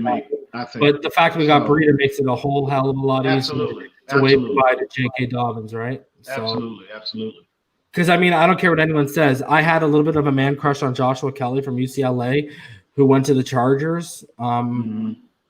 Other than that, I think we got the best running back on day 3 for hands down. So can we agree that either way it's going to be Jesse Davis and our boy Robert Hunt at either or position as of today, basically? Yeah, I really think, bro, I would rather. And Danny Isidore is probably on his way out of town. Oh yeah, we'll be printing his ticket off real soon. But as far as if this kid can play right tackle, and you get Larry Warford as well, see Jesse Davis now becomes that swing tackle, and that gives you tremendous versatility in terms of those power packages that you can implement. Ball Game referenced this on a couple streams ago. Last stream he was on, and how we both agree how you can, when they go to those 12, 13 personnels packages, you can take out a tight end. You can substitute a tight end for Jesse Davis, and all of a sudden you get more strength, more power. That particular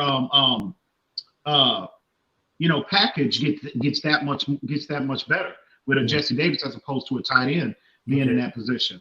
So, man, I wish they would go ahead and pull the trigger on Larry Warford, because again, I think that would go a long way to stabilizing things up front for us out of the gate from day one, bro. From day one, for sure. So we'll see. So our last position battle that we're kind of really intrigued to watch is obviously the quarterback position, bro. Even if we don't, me and you, we both agree we want Fitz to have that day 1 start. We want to see where Fitz can take us this year, because if we're successful under Fitz, that means Tua just gets to grow and learn. Maybe have him come in for some cleanup snaps if we're up, pretty big, 2 or 3 touchdowns with 2 minutes left, whatever the case may be, a la KC and Mahomes a bit. But when you look at Tua, I think the thing we're most excited about is just how I don't want to say, because it's going to be a little ignorant, a little arrogant, but just how should I word this? Spit I don't know. Spit it out. It's Tua got you tongue-tied already, bro? No, it's tough. We just basically want to sit back on that and say it's tough to be this right. For all the people that gave us all the pushback when we were banging the table to draft Tua Tagovailoa, it's going to be bittersweet when this kid goes out there, even if it's starting day 1, and this kid starts training up, absolutely tearing up camp, looking acclimated to this offense. It's going to make me. I'm sorry, but I'm going to. Don't be shy. Let him know. Don't be shy. Let him know. Don't be shy. Let him know. God damn it! They came at us all year long. It's tough to get right. Don't get me going. I'm on. You look. My blood pressure already rising. Already, bro. Having flashbacks of them when we was on TD's platform every single week. All of these people coming at us, bro. No, let them know. Let them know how you feel about them. Let them know. Don't be shy. You want to know how I feel about them, bro? Oh, man. I'm about to show you how I feel about them, okay? Hit them up. This is what we're gonna be saying when this starts popping off, bro. You know, this is what we're bringing up, bro.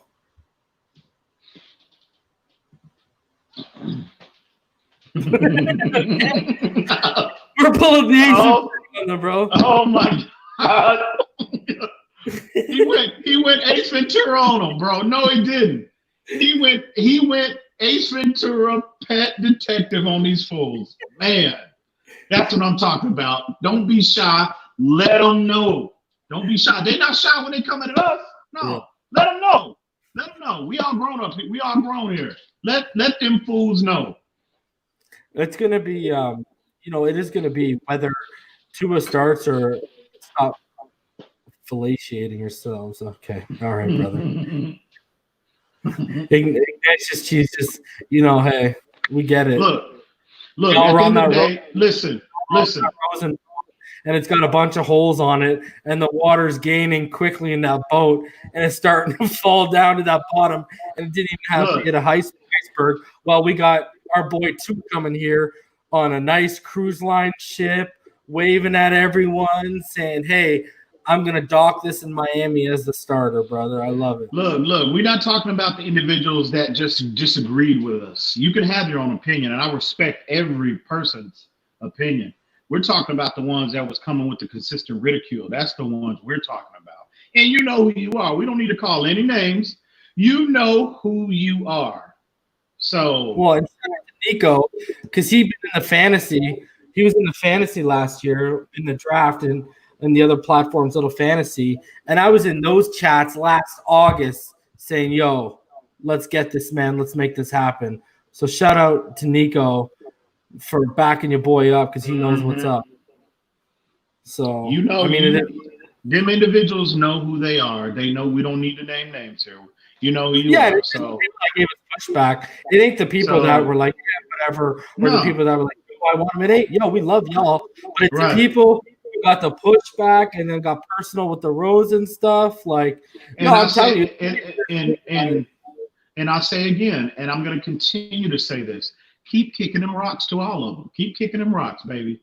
Keep doing it.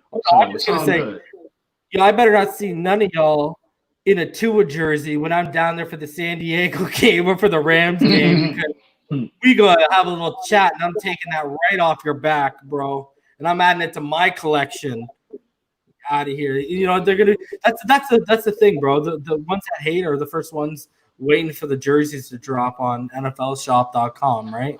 Hopefully, because see, it's coming.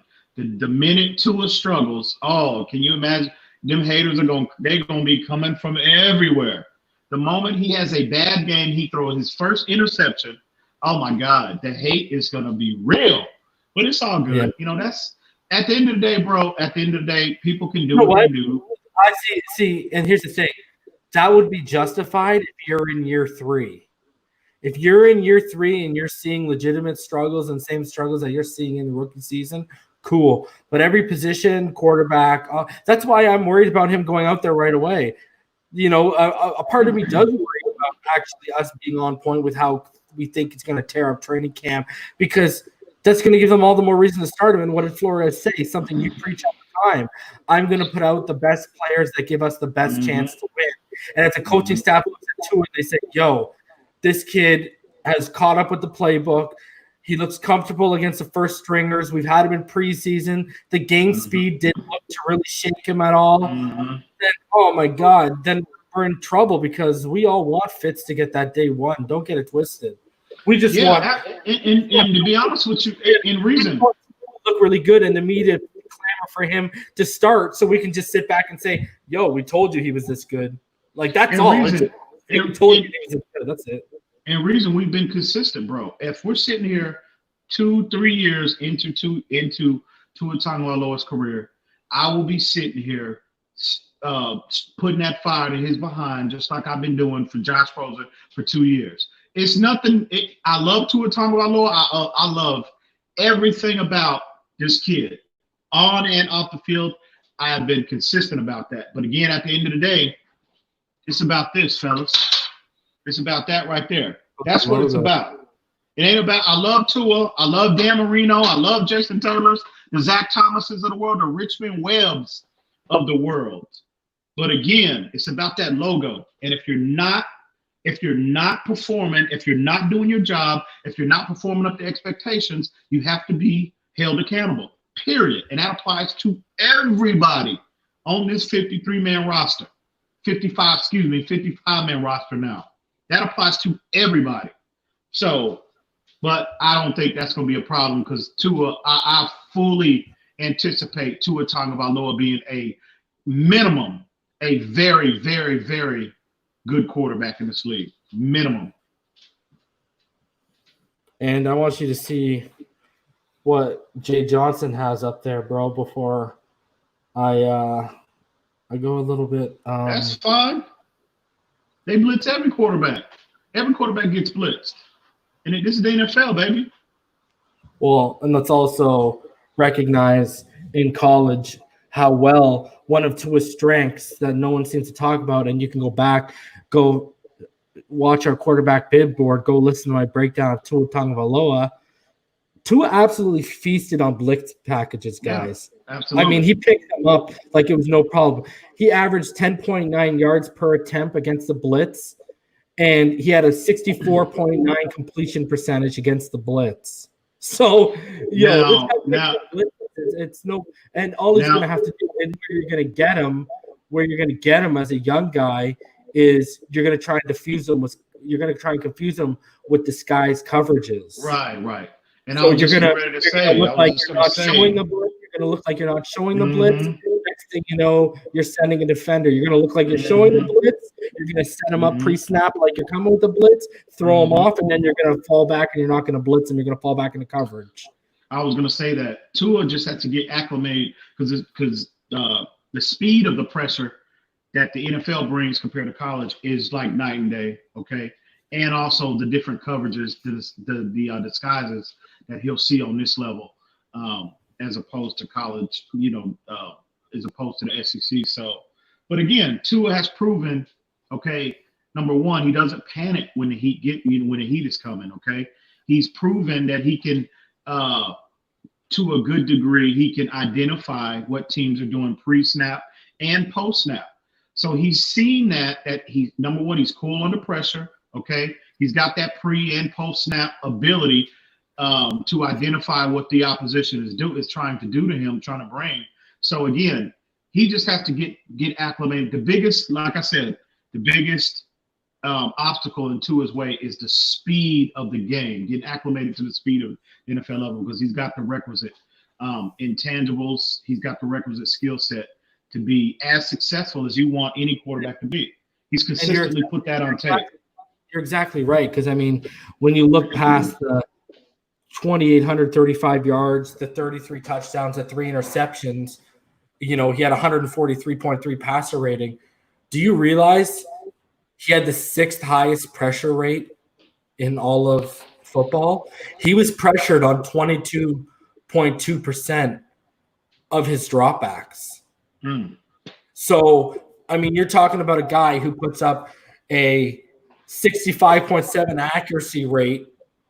It's absolutely ridiculous. And, he puts up ridiculous numbers. We talked about this, how he was basically on rate to hit around 50 touchdowns. And that was based on his touchdowns per game average.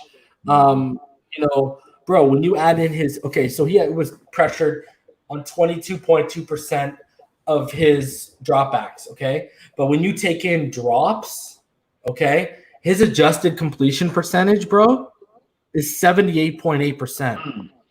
And he did that with the 6th highest pressure rate against him. And I believe I have to look it up, but what did he also have? He only had 6 turnover-worthy plays all season when he started, which was the 3rd least. You know what I mean? And I think he was sacked under 5 times. In reason, you know what I'll be looking for? And nobody's been talking. Nobody has mentioned this yet. Oh, sorry, no, he was sacked 10 times. He was sacked 10 times on 22.2% of a pressure rate, which is still pretty good. You know what I'm going to be paying attention to this year is just how well those Alabama receivers perform. Because you remember I'm not going to mention any names, but on different platforms, they were criticizing Tua, saying about he was a product of what was around him, that his receivers actually were, they made him who he was at Alabama. I'm going to be paying close attention just how well those Alabama receivers perform when they get to the NFL, when they step on an NFL field. That's going to be. I actually think the best one hasn't even stepped onto the field, and I think the best one is someone no one talks about. I think it's Jalen Waddle, bro. But I think because of how the Mac Jones thing is working out, I mean, anyone who watched Alabama last year, I mean, you saw the quality. It wasn't as good for the receivers as it was when Tua was out there, when Mac Jones was out there. I mean, it was pretty easy to see. That's why they lost. So, I mean, I don't know. I think, I'll be honest with you right now. In my Dynasty League, I just had a Dynasty League draft, and I chose CeeDee Lamb over Jerry Jeudy. I hear you. I wouldn't have done that. But you know what I did, bro? It's way too packed. It's way too packed over there, bro. You got Drew Lock, you got KJ Hamler, you got Cortland Sutton, you got Jerry Jeudy, Dak is gonna feed CeeDee Lamb, bro. We all know I'm not the biggest CeeDee Lamb fan, but Jerry Jeudy, if you watch just him working out, his route running, his footwork, his feet are like, bro, it's like he's like a ballerina out there. I mean, it's crazy. It's like beyond next level, his route running. I'm not going to say he's the best route runner I've ever seen. A lot of times this year, he had suspect hands, bro. I hear you. Yeah, he basically I get it. Absolutely. Against LSU, bro. But he's going to consistently get separation day one. Where whenever he, from his first snap, he's going getting separation in the league won't be a problem for him. And so it's just a matter of, can Drew Lock deliver the football to him consistently? Well, and when you got KJ Hamler and you got Cortland Sutton, he's going to be battling for targets too. And they got Noah Fant, the tight end. Plus, you got Melvin Philip Lindsay coming out of the back. Yeah. They are on paper. They are loaded on paper. Yeah. They are definitely loaded. It's all on Drew Lock, bro. It's all on Drew Lock. For sure. So, for sure. So yeah, bro. Was that the last one? That's the last one, brother. You wanna, what we talked about, prior to going live, that's not an issue. We're on the way home. So if you want to open it up, All right, guys. If any of you guys want to come on and talk about positional battles that you'll be interested in watching this season, there's the link. We'll run through a few of you guys. It's gonna be. That's why everyone's just the people that are chalking the loss up for Denver against us. I'm just like, I don't look at it as such a open and shut case the way people are looking at it, man. Drew Lock was coming on when he took over last year. Yeah, but again, that's another year defensive coordinators have tape on him. So it's even though they are loaded on paper, it's all on Drew Lock, bro. They're gonna have another year to prepare for him. And we've seen quarterbacks look decent at stretches and down the stretch of seasons, and then they get to the second year, and again, those coordinators have that extra year of tape on him, and all of a sudden they look horrible, a la Baker Mayfield. Yeah, but I think that was more. I think that was Freddie Kitchens' problem too, bro. Could be. Yeah, but Drew Lock is talented, though. He is talented. He's got a rocket, buddy. Oh yeah, he's got a cannon, bro. Absolute cannon. So we'll see. But I love our quarterback room. I love Fitzy and Tua. I love our number one and number two guys, bro. I really do. Dude, and the reason why I want Rosen out isn't even because of my evaluation on his talent. It's because I don't want that energy in the room, bro. I'm good. Not at all. Because you hear Fitz. Look at how supportive he is of Tua, bro. Rosen ain't said a damn thing. Not a damn. Rosen ain't said a damn thing, bro. Yeah. A damn thing. But Fitz just come out even before they even selected him. He said when they questioned him, about Tua, possibility of us drafting. He said, "Bro, I'm a huge fan of this kid's game. I would love to mentor Tua Tagovailoa. This is pre-draft, but after we saw his interview that he had the other day. He was glowing about the possibility of mentoring Tua Tagovailoa, and that's what I want to see, bro. I don't want that negativity. I don't want any. I want everything. I want Tua's transition to be as smooth as possible. Yeah, absolutely. And Rosen, first off, he's young. Okay, his human nature already be salty and treat, because this has happened to him in consecutive years. That's not Tua's fault. And again, I put that on Rosen. That's Rosen's fault. Rosen should have took his craft seriously. He should have put the work in, and that's his fault. He can't blame. Everybody keeps saying, well, he didn't get a chance. The fact that they drafted him, invested a top 10 pick, traded up to get him, that's all the chance you need. That's all the chance that you need. He didn't take his craft serious enough. He did not put the How last we scared to give to a young competition? I mean, what is he going to be competing with? Who's going to grab the towel first? Is that what the competition's going to be? Do what now? What's that? Happening? Hoffel said we scared to give to a young competition. Really? Oh, come on, man! Stop it. Yeah, that's Rosen's fault. How you guys doing tonight? Sharif, what's good, homie? It's great, man. The last several weeks, you guys have been doing a fantastic job once again, bringing. Man, we appreciate that, homie. Yo, make sure you, Sharif, make sure you're here Wednesday, because we're gonna have Richmond Webb on. Oh, I've already heard, man. I'm tuned in. Oh, that's what's up. That's I'm actually so sharing. fun, I'm sharing this to the 2 Facebook groups now. I'm trying to get into the Facebook group with OJ McDuffie and the Fish Tank, and I'm sharing this there. So nice. Shout out to OJ McDuffie, because he just followed me on Twitter. Shout out to OJ. He gave me the follow on Twitter. Absolutely. He was the first Dolphin ever to come to the Bahamas and give me a football. So I'm working on OJ. Wow. Yeah. When I actually think of the 90s Dolphins, because, I mean, I've told the story about the AFC Championship where we lost to Buffalo. When I think about 90s Dolphins, when I really started getting heavy into it, I think of, 3 of the top names that come to my head are Richmond Webb, Dan Marino, and when we drafted OJ McDuffie. I know a lot of people like to cling on to Irving Fryer, but he was really only here for one of the toughest guys. Yeah. Before Hines Ward, it was OJ McDuffie. Yeah, bro, and you know what? Yeah. He set such a bar for me that I wasn't invested. The only other receivers I've ever been invested in, Dolphin-wise, like since OJ McDuffie, were Chris Chambers and Jarvis Landry, because OJ McDuffie set such a bar for me, because I would caught the tail end of the Mark brothers, right? Amazing dude off the field.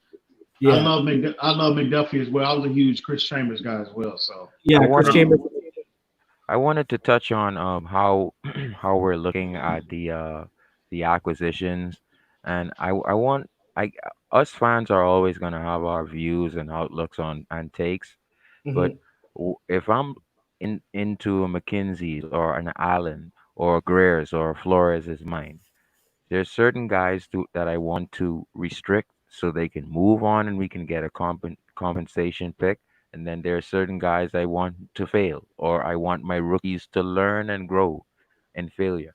So when I look at, I'm saying, sad to say, Rosen, his contract is low.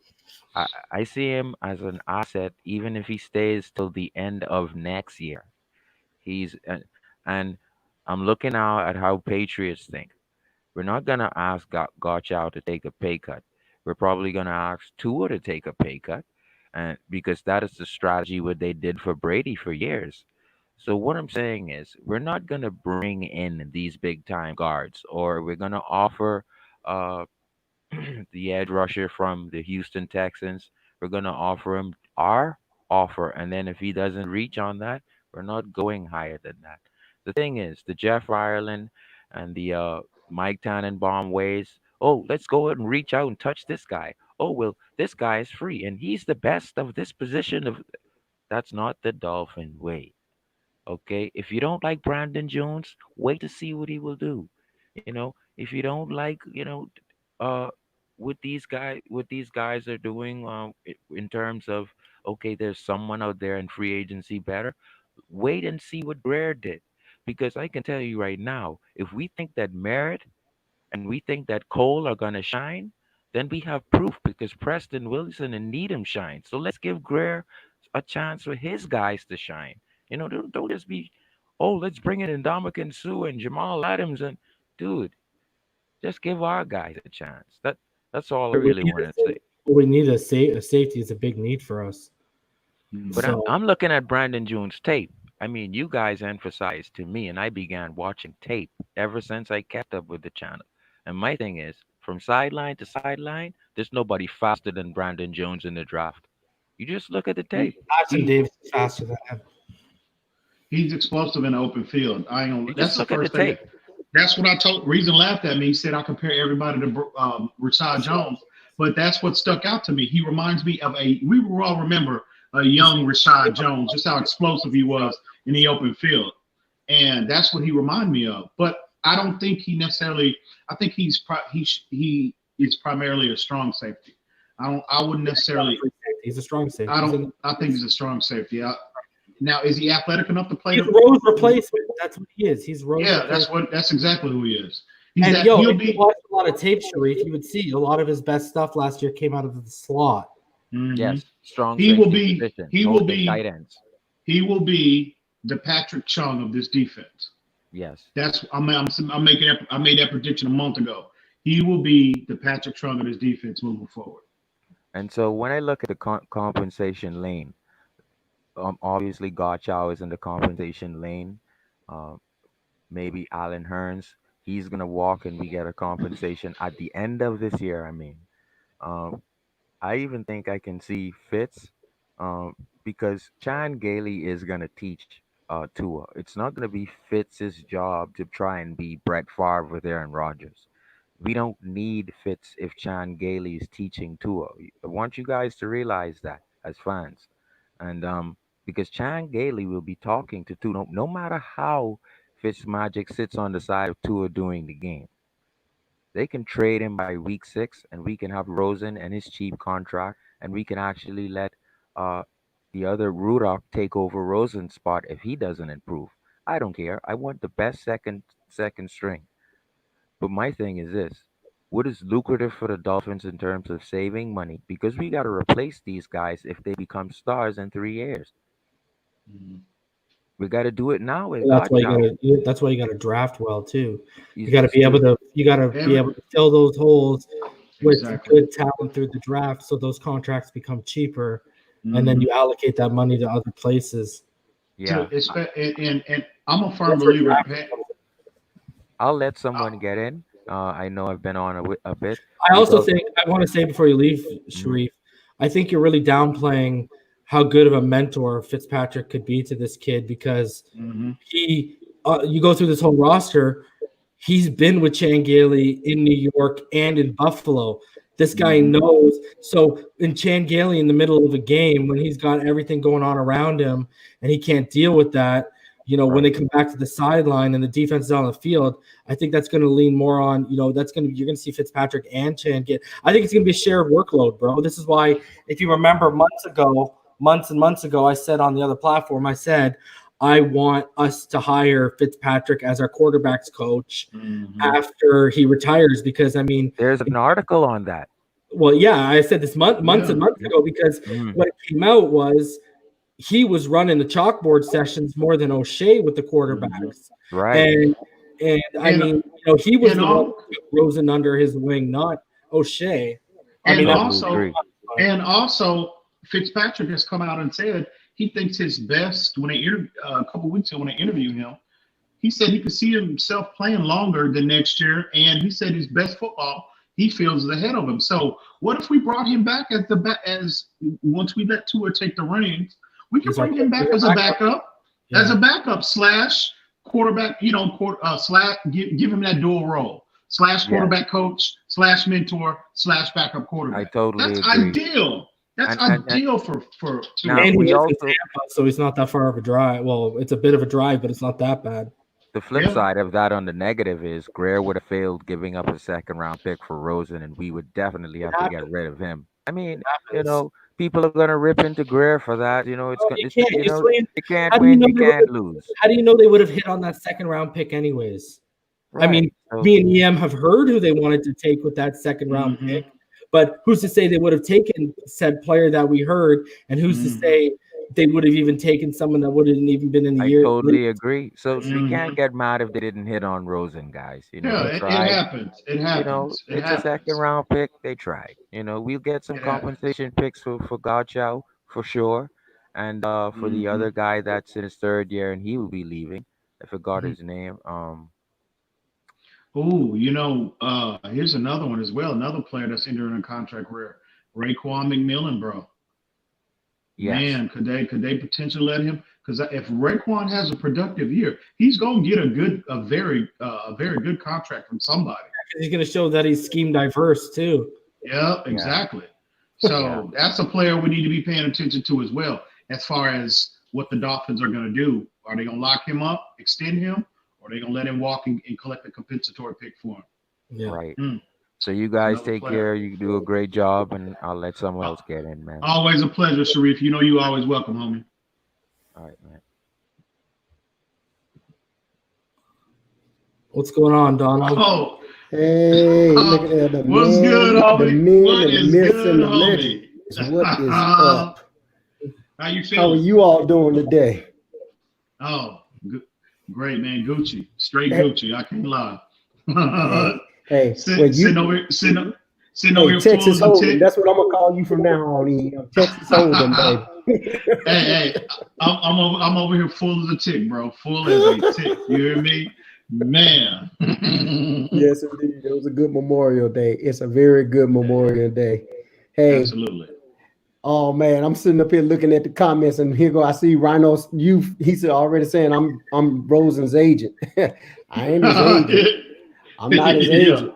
Like I said, Rosen Mhm. got to still go and do what he has to do. But Yeah. I just want to ask you, gentlemen, something. Mhm. I remember when I was growing up, I never had a job. My mom always. I came from a single parent household with 3 kids. Mm. And my mom told me, she said, no, I don't want you to work while you're in high school. The reason why I don't want you to work is because you need to enjoy your childhood while you can, Mhm. because you're going to feel like you've been working all your life. Mhm. So I didn't have a job when I was in high school. My first job was when I joined the military at 17 years old. Mhm. I was fortunate enough to stay in the military for almost 22 years. Salute And to in you the on the process, Salute to you, homie. thank you. Thank you. The Air Force has been great to me. But what I want to say is this, and this is the reason why I know a lot of folks think as rhinos, that guess what? Oh, I'm Rosen's agent. Look, I know what I did when I was 19, 20, 21 years old. I'm in the United States Air Force. Guess what? The military is designed to do two things: kill people and break things. Mhm. If I would have been thrown out or fired at 19, 20, 21 years of age from making a mistake, my career and my self-esteem would have been gone.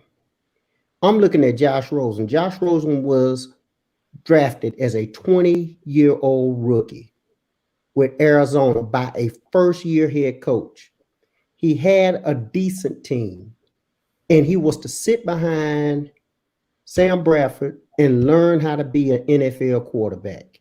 Sam Bradford got hurt the third game of the NFL season, and Josh Rosen was thrown into that position.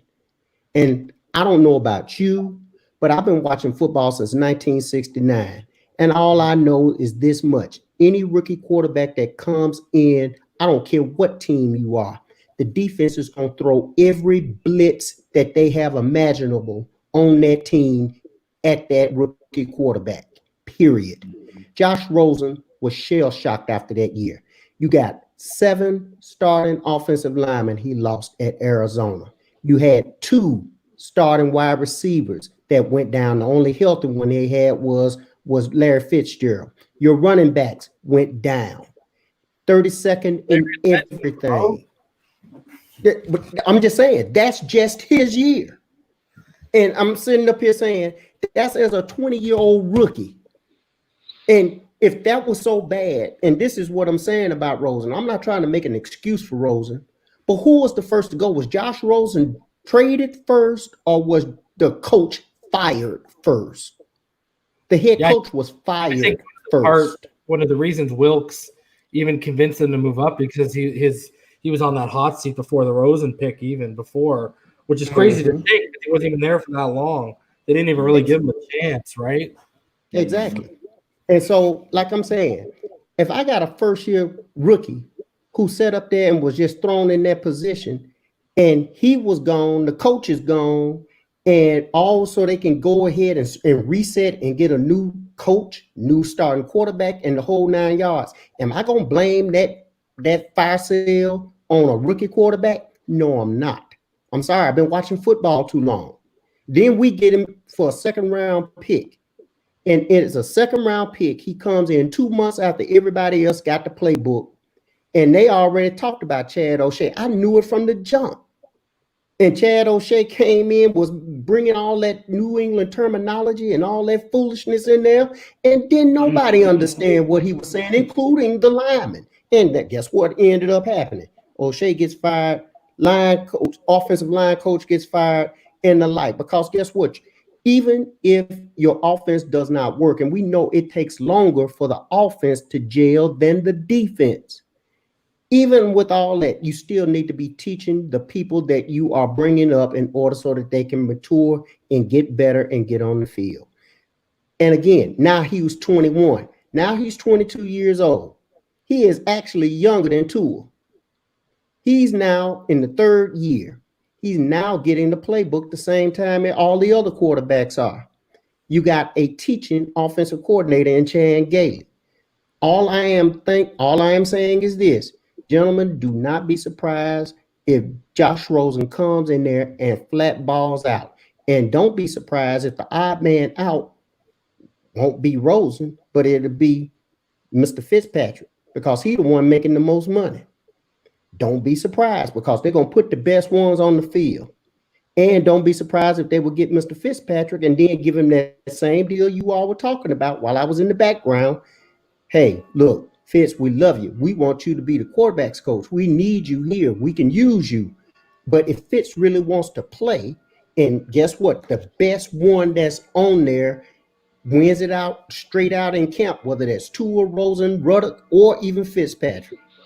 Whoever wins it out and he's not there, don't be surprised, because we've been surprised before by Greer and Flores. Don't be surprised if they say, hey, I understand where you're coming from, Fitzpatrick. You still want to play. You don't want to sit behind anybody.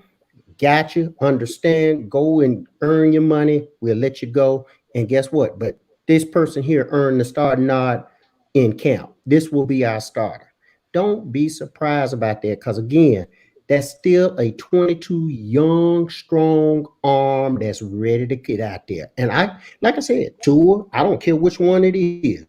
You got to go win it. I cannot wait for camp to start. Outside of that, seeing the offensive line battles, I want to see also. You brought Mr. Ballgame out of the woodwork with your Rosen passion. You just showed up out of nowhere, bro. No, Ballgame in the comment section, did he? You know, Ballgame, anytime he hear Rosen's Look at this. Look at this. Hold on. Look at this. name, anytime he hear Rosen's name, he Bro, is his ears perk up, and he's just like, where? It's like a Ballgame comes out of nowhere. Anytime you mention Josh Rosen, anytime you mention Rosen, Ballgame, he come out of nowhere, bro. First of all, Ballgame, they don't care nowadays. The new cars in the garage, people don't understand our curve, bro. Rosen's a 2-year-old model, bro. Stop acting like we got a jalopy in the garage that we're all salivating over to replace the jalopy, bro. Hey, like I'm saying, Mr. Young, I know he is about to give you an earful, so I'm just gonna say this quickly. I get what you're saying in terms of the playbook. I think the problem with him is I've already gone over this. I think with the Steve Scarsazian, the similarities between that and Changeli, and then the fact that Fitz has been in this offense in New York and in Buffalo, I think that kind of gives them already a leg up on Rosen going in. So I think even by chance, again, Rosen's going to be a little bit behind. So it's going to be, even Ball Game said it, right? It's on Rosen this season. Yeah, exactly right. Exactly. And see, at the end of the day, Mr. Young, well, I'm gonna say this before I forget. I'm addressing this to Ball Game as well. You know that you remember somebody sent me that film study of Josh Rosen. Remember when we were talking about this the other day? Reason. I wish we could show it. Can we show that for the people? For all these Oh, you want the Strong Opinion Sports? No, the one I sent you the most detailed. Yeah, one, listen. Somebody sent me this about Rosen about 3 days ago. This is the most I've conducted. I mean, I've seen so much film on Josh Rosen, but this, to my knowledge, this is the most detailed breakdown of Josh Rosen's game since he's been in it. I think they showed some. They broke his game down at UCLA as well, but obviously in Arizona and in Miami since he's been in Miami. This is the most detailed breakdown film study of his game. It is spot on. And I mean, it's about, I would say about maybe 30 minutes long. And this kid breaks down every. It's 12 minutes. Oh, yeah, I seen that. Yeah, this one. Yeah, I saw it. He goes over his intermediate throws and stuff. Oh, okay. It might be it. I'm not sure though. But you know what, gents? This is what I will say. I have a 32-year-old, a 26-year-old, and a 25-year-old son. If my sons, either one of them, were working for the first time, and they were to be, just as this man labeled Josh Rosen, a quote bust after the situation after 16 games in the NFL, because that's only how many he has actually played in. If they will label my child a bust in any job capacity, I will be up at their job right now, and I will be raising all get out. Because my child, having never had to work in a position before, and now all of a sudden being labeled a bust after just 16 games, when I have seen folks like Alex Smith, they gave him 7 years to develop. When I have seen other, in fact, let me just state this. There's only one NFL quarterback that is in the situation of Josh Rosen, and I want y'all to hear me good. This is how far back I go. There's only one quarterback in the same exact situation as Josh Rosen. His name was Jason Campbell, quarterback out of Auburn. He had 6 offensive coordinators within his 4 years at Auburn, and then his 4 years being drafted by the Washington Redskins. Every time a new coach came in, a new offensive coordinator came in. That meant a new scheme as well as a new way of trying to do things. And everybody wanted to know, well, why isn't Jason Campbell just not grabbing it? Why is he not getting it? Well, guess what? When you change your schemes and you change your offensive line positions of how you're going to sit up here and block, and what's going to be the primary thing of going in through your offense, it's going to change the way the quarterback has to call things as well as do it. So guess what? He is the only one that I can see in my looking at football since 1969 that even falls in the same category. Yeah. And they labeled him Hold on. This year, Tua's 4th offensive coordinator in 4 years. Okay, but again, that's one difference. Tua's 4th offensive coordinator in college. That's college. He's now coming in the pros. He is not being asked to lead the Miami Dolphins or being the starting quarterback yet. Not yet.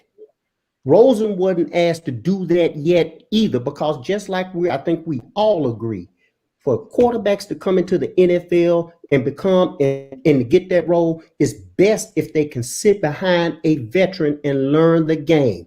The prime example in which I look at right now is Aaron Rodgers. I think Aaron Rodgers is the epitome of a quarterback sitting behind a star like that. If they saw all of this, why did they waste a 5th overall pick on another quarterback? You talking about the Dolphins? Yeah. The reason why, put it this way. All right, I answer your question with a question. If they wouldn't have selected him at number 5, tell me what do you think the Dolphin fans would have done? I think we would have heard more griping and complaining about us not selecting him at number 5 than anything. You really think Flores cares about what we think? Yeah, that's another thing, Ian. That's a prime thing right there, beyond a shadow of a doubt. They're going to do what's best for the team. Yes, they went ahead and they got Tua. Now, to me, looking at who they had to select from, there were only 2 players that could have been in that position to take that number 5 pick. One was Brown, the defensive tackle out of Auburn, and the other one was Isaiah Simmons out of Clemson. Outside of those 2, then it was Tua. Nobody griped about Tua getting selected at 5 because he was worth a number 5 overall pick. Nobody's disputing that. I'm not saying don't select Tua. I love Tua in college. He's a Dolphin, great. But again, the only thing I want to see is a fair shot. That's all I want to see. I want all of them to get the playbook at the same time. All of them to go out there and put it on the field during training camp, and may the best man win. I got a quick question. You mentioned Jason Campbell. Yes. Okay. Similar situation of Josh Rosen. How'd that work out for Jason Campbell? It didn't work out for Jason Campbell. Okay. It didn't work out for him. But you know what? I will say this though, EM. He still was allowed to stay with the Washington Redskins for 4 years. Yeah. He wasn't traded. But see, here's the thing. You know why? Because they didn't have Jack else. They didn't have anything else. You don't remember those Redskin teams after Joe Gibbs left? No doubt. No doubt. But I'm looking at it. But as far as Rosen is concerned, I just think it's very, very telling that 2 organizations invested top draft capital in him and opted to move off of him the very next year. That's unprecedented to my knowledge in a game of football. That is I have never seen a player, just a player, not let alone quarterback, that in back-to-back years you had 2 organizations invest high draft capital in a player, and both of them opted to move off of him the very next year. That is totally unprecedented to my knowledge. If I'm wrong, please somebody refresh my memory. Okay, well, I tell you what, we are both in Texas. And I tell you what, I bet you a dime. I'm not a betting man at all, but I will put this much on it this way. I guarantee you that the Miami Dolphins will not let Josh Rosen go this year. You want me to tell you why? There are 3. In fact, I know beyond a shadow of a doubt because I look at the blogs and I go ahead and I get inside intel from 3 organizations. And I'm telling you right now, there are 3 teams begging to get Josh Rosen right now as we speak. And I'm telling you right now, the Dolphins will not give up on Josh Rosen because if he does, he will be in the AFC, and they do not want to release him in the AFC. I'm telling you right now. Mr. Young, I'm telling you this, bro. If that turns out, that's highly unlikely. First off, I don't believe that. I think the Dolphins, when the article came out, Pittsburgh is one. New England is another one. Yeah, but they've already come out. Basically, the intel's leaked that they're open to trading him, but they're not open to trading him to New England. Yes, exactly. But again, but you know what? I don't think it's from a standpoint of they're in fear of trading Josh Rosen within the division that he might come back and haunt them at some point. The Dolphins are trying to recoup as much as they invested in him in terms of that second round pick. They're trying to get as much back as possible, and that's just smart business. That's smart business. The only thing about that is this: even though you saying it's smart business, when you have 3 number 2 picks, what was that a loss for you? It was nothing, because if everything would have worked out perfectly, and Josh Rosen would have came in there and did this, because see, this is where I fought Chad O'Shea. If you knew you had a rookie QB to whereas was not gaining your concepts, understanding your logic, or you're understanding your playbook as readily as possible, what he should have done is dumb down the playbook. He never did that. Instead, he expected everybody to run the system as they knew it. The only one that knew how to run it was who? Was Ryan Fitzpatrick. And guess what? The first 3 games he ran it, he stunk at it too. But Mr. Young, Mr. Young, in terms of the second round investment that you said it cost us nothing, I look at it not necessarily from a draft capital standpoint, but look at the players who we could have potentially targeted with that second round pick. 2 players, Dalton Reisner, left guard, Pro Bowl at Denver, Eric McCoy, Pro Bowl center, New Orleans Saints. Those are 2 big positions of need that Pro Bowl, their first year, that we opted to make that investment in Josh Rosen. Look what we could have had with that pick. But look what we could have had. But again, EM, the only thing that I'm looking at that is this: we also had half team during this time when they made that decision too. We still had Tunsil. We still had a lot of veterans that we had on our team. Nobody expected Chris Greer as well as Brian Flores to come in and be like Sherman going through the South during the Civil War and doing a crash and burn on everything that they had to in the team. Nobody did. And so when you come in there and you bring it in a person that has been shell-shocked off the 32nd ranked team in the league, and before we got set a record about the lowest rushing yards ever in the NFL, that was Arizona. But guess what? We got him, and we're trying to bring him up, and they said, O'Shea, work with him. Did he work with him? Did he do what he needed to do? See, from what I understand, what's baffling me the most about this is, from what I understand, and I said this before, and people are, I don't believe it, but now they believe it a little bit more. From what I understand, O'Shea went in the office, and he's the one who vouched for Rosen for us to make that move. And the whole thing, if you look back to the Patriots were really high on Josh Rosen in that draft. They actually viewed him as a successor. But I've been saying this for months. I think they're all in on Jarrett Stidham, so I don't even think Rosen to the New England would be a serious issue. And Jarrett Stidham is so much more talented than Josh Rosen. I don't know why everybody thinks Rosen is so talented, his arm. I'm telling you, I've seen so much film on him. I told you I broke his game down months ago.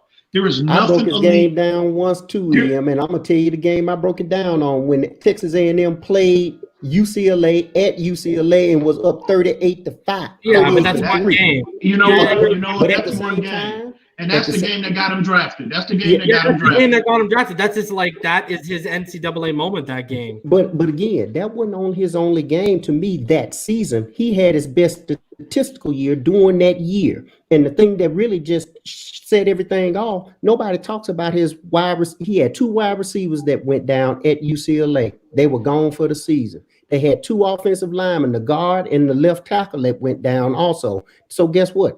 They weren't doing nothing but sitting up there sending heavy blitz packages when they came after. I broke down his game too and was watching it. And so I'm seeing what he saw as well. Not saying he was perfect, and I'm not saying he's the overall best quarterback. Please don't get me wrong. Josh Rosen got to go win the job. I'm not sitting up here saying hand it to him and just give it to him and he's our new Messiah. No, I'm not. I'm saying let him get an opportunity to compete at the same level as everyone else. And by the way, if they do trade him and get assets for him, wonderful, do that. But I still think, just like I have seen too many times from the Miami Dolphins, we have given up on too many players too quick. I'm looking at Damian Williams. I'm not, don't get me wrong. I've also seen Jordans, the defense Deion Jordans. We've also let one go to Atlanta. We just traded him. He didn't work out. Charles Harris. I've seen them too, but I have also seen the Dolphins give up too quick on players that they haven't really given the time to teach them how to be a pro, how to learn how to be a pro at the position they are. And once they're gone, they go somewhere else. And the next thing we do, because Larry Izzo is the one that comes to my mind so quick, it makes your head swim. Now he got 3 Super Bowl rings, and we sitting up here looking, saying, when are we going to get one? I just think from the standpoint, I just think players, bro, they are paid to be professionals. Every player needs to be accountable for what they can control. And that is to learning their assignments, okay? Conducting themselves as professional as possible on the field as well as off the field. And again, everybody keeps saying Rosen, you know, Donald, you know what his downfall is going to be? Okay. I think his downfall is going to be his processing. I've said this before. If you watched him at UCLA, bro, especially when you saw it in pressure, right? You saw it. Okay processor in college. He wasn't like you still saw like they were a tad late. You know, he was a tad late or he was just on time. You never saw him that anticipation, that elite ball placement. And I think what's happened is now, I've said this before, Don, I don't know if you ever heard me, but my thing is when you're an average processor in college, which is what I think he was, an average processor, when you get to the next level with disguised packages, your pre-snap reads and your post-snap reads become that much more important and your processing becomes that much more important. I think average processors at the next level become bad processors. And it's in the coach and it's in the player to correct that. And what worries me is, and EM's kind of said this before, we were in a state last year where if you look at it, Donald, that was kind of his best chance to crack it because we were going into Lowe's on Saturday, grabbing a guy who's stocking the shelf, and he was playing on Sunday. And I just feel like I don't think the arm, like personally, I think he lost a little velocity on his arm after that shoulder surgery, but I don't think it's anything where it's like, okay, he's got a terrible arm. I think it's more up here with Josh Rosen, but reason physical and physical. I think it's just all up here right now. But reason, this is why I can't. This is why, like you just highlighted about him, his lack of processing, his lack of anticipation, his lack of above average ball placement. If you are a player that's deficient in them 3 categories, you better have a bazooka for an arm. You better be a Justin Herbert. You better be a Josh Allen. You better be a Ben Roethlisberger, okay? Because if you look at it, like you just said, if you're substandard in those categories, a strong arm can make up for late reads. Exactly. The ball can get there when it's supposed to get there because of the velocity you're able to generate, okay? But again, there's nothing. This is why I keep telling y'all, there's nothing elite about his game. Absolutely, he can't extend plays consistently. He's not a good athlete. You know what I mean? He's not a fast player. So what do you have if you're deficient in all these other areas? What do you have to fall back on in the NFL? There's nothing to build a solid foundation off of. There's nothing. All right. But again, I will say this though. I think he needs time. I think he does. But you know what? But I will say this. But you know what, Mr. Young? I will say this. There is a place in the NFL for those type of players. They're called backups, and I've been telling y'all that. I just want to say this ball game. Hey, ball game. He said you'd have a hard time processing as well if you're getting your ass handed to you in 4 seconds. Brother, that ball's supposed to get under 3 seconds. I want that ball out under 3 seconds. Never mind no 4 seconds, bro. All right. It's interesting y'all say that. Behind in the StreamYard, bro. It's interesting that you all are saying that, but the year that Josh Rosen was drafted, it's interesting that you say that at the top 10 quarterbacks that it was, who had the best read percentage out of anybody who was getting blitzed that year during that time. Josh Rosen was number 2. Out of the top 10. Out of what, picking up blitzes? Out of the top 10, those that were putting on pressure, because we all know all quarterbacks struggle when they are pressured. All of them do. Yeah, but out of all the college quarterbacks that had come out that year, Josh Rosen was number 2 at being best operating when that pressure came in. Like completion percentage under pressure? Yes. And so I'm sitting up there saying, Now, don't get me wrong. Josh Rosen is not a perfect package. Just like to me, too, was not a perfect package, and and Burrow is not a perfect package. They're NFL quarterbacks now. It's gonna be a learning curve. I don't care who it is. So Yes, sir. I'm No waiting doubt. to No see doubt. this. But the one thing that I will say, EM, is this concerning your analogy concerning Rosen and trying to process and trying to take the job by the horns. And when he came to Miami, question: why didn't Josh Ruddock do that? Josh Ruddock went above on the depth chart, went even above Rosen on the depth chart. Well, I will say that, you know what? It's about that. I look at it like this, okay? And everybody said Them- his balls were better than Rosen. But that's No, another reason why. Hang on. And he's 27 years old. I think what came into play last year was the political aspect of football came into play because of the investment they made in Rosen. They like Reason said, whoever that was, Chad O'Shea, it could even been Brian Flores himself. Because of the investment that they made in Rosen, that justified them throwing him out there above Jake Ruddock because he's an undrafted player. He's the third on the depth chart, okay? So Ruddock, I think I will say this, Ruddock is just not as physically talented as Josh Rosen. He's just not. So that's the difference between those two. But I think the reason why Rosen was chosen above Ruddock was, number one, the investment that they made in him. Because how you gonna justify to the fan base, considering the fire that they were under from day one last year, how you gonna justify making that second round pick? You know what I mean? And Josh Rosen and starting an undrafted guy, the third quarterback on the depth chart over Josh Rosen. You can't justify you weren't that. paying his salary. Simple. When they got him for that number 2 pick, they weren't paying his salary. Arizona was paying his salary. But again, they didn't give up a second round pick for Jake Ruddock. But at the same time, that didn't come into play till next year. I mean, till this year, until we just had to draft in. So it wouldn't have been no big deal about them sitting up there doing that. The whole bottom line was, guess what? Rosen was in the middle between those 3 quarterbacks. 1, he was better than Ruddock. 2, if he could have processed and understood the terminology of what was required in that offense better than Fitzpatrick, he would have been the starter going forward. But the fact is, he couldn't pick it up, and he didn't pick it up. So guess what? It is what it is, and I'm not making no excuses for Rosen. Like I said, it's other battles out there on the field I want to see too. But the only thing I know is this: this is the first time we're going to see an open-ended battle, to whereas all of them are at the same point. And I think that's what everybody wants to see, because we've been so quarterback starved for so long. Look, the fact is, it's just like sitting up there. No matter how pretty you can make a pig, you could take him out the slop, you can wash him up, and you can put perfume on him. He's still a pig. We want to see the best one going out there slinging that rock. And we don't care who it is. Hey, at the end of the day, Donald, we don't care about their race, nationality, or creed. As long as they get out there and want elite play. Yeah, we're sick and tired of elite play. Average quarterback play. We want really good to elite play back there, man.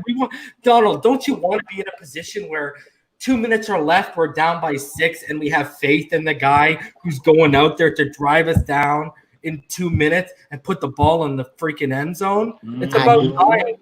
I'm with you, Reason.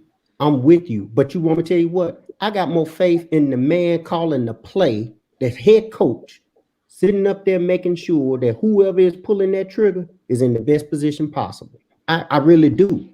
And so, like I'm saying, since I've been watching them since '69, I got a chance to watch the Miami Dolphins go to 3 straight Super Bowls. I got a chance to watch Bob Greasy throw for only 8 times in a Super Bowl and win a Super Bowl. I also got a chance to see him throw the ball for 15 times, complete 13 of them, and we win a Super Bowl.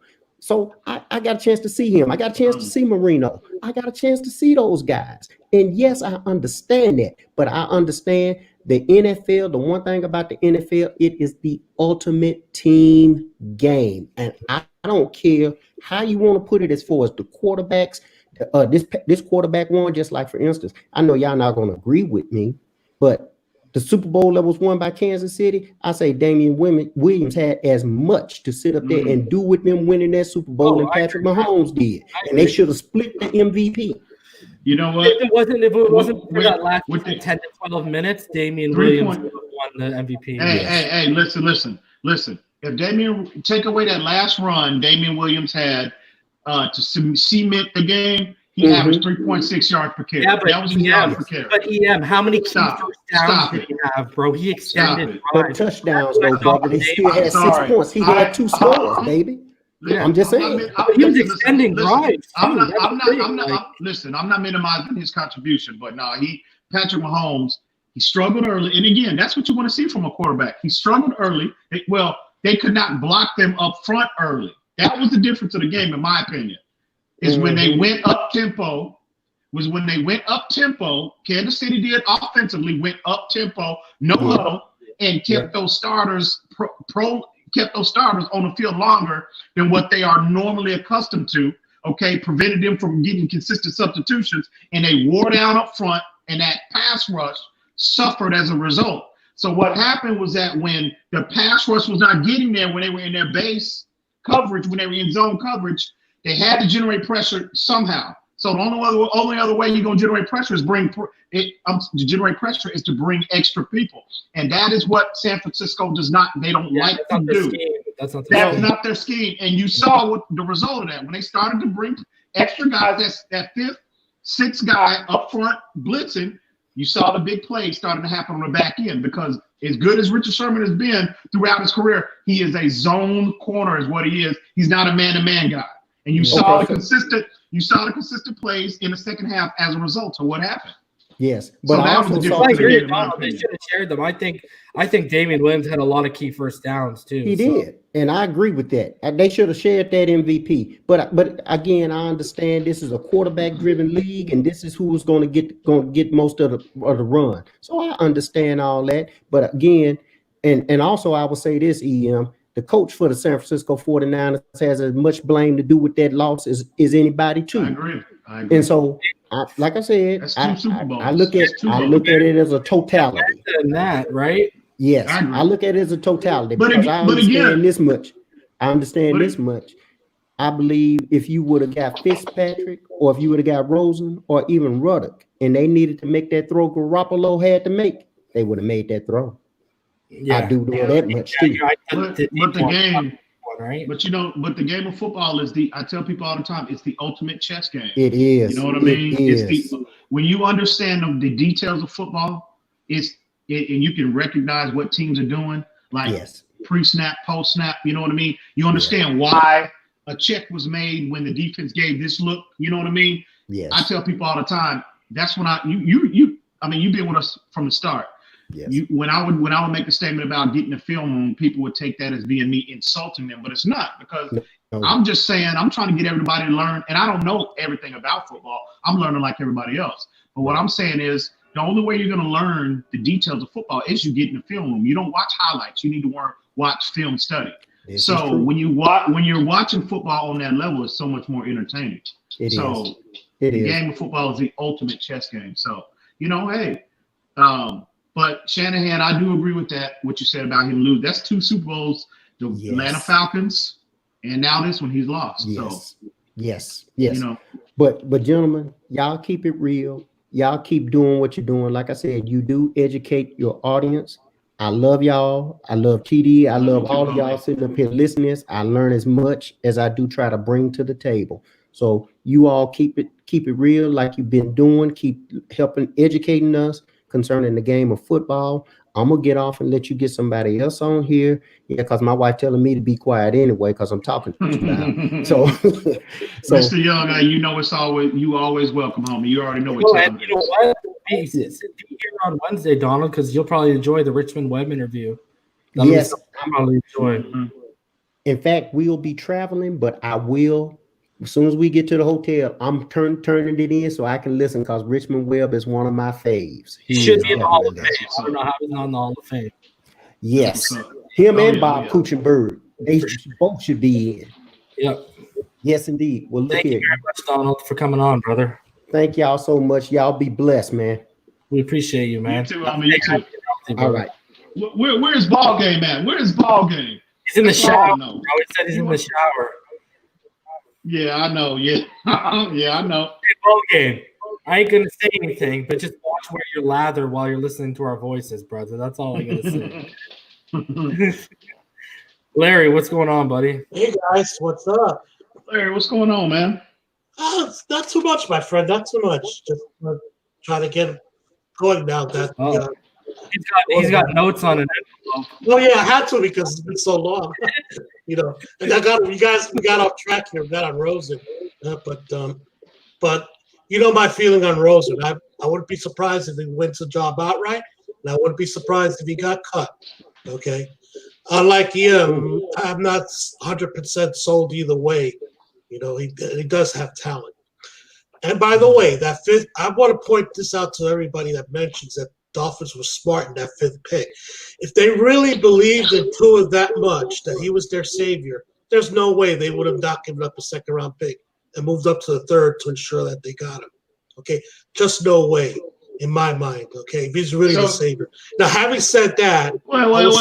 Well, what are you trying to say here, Larry? I'm saying I'm not 100% sure that the Dolphins went in there that we must have Tua.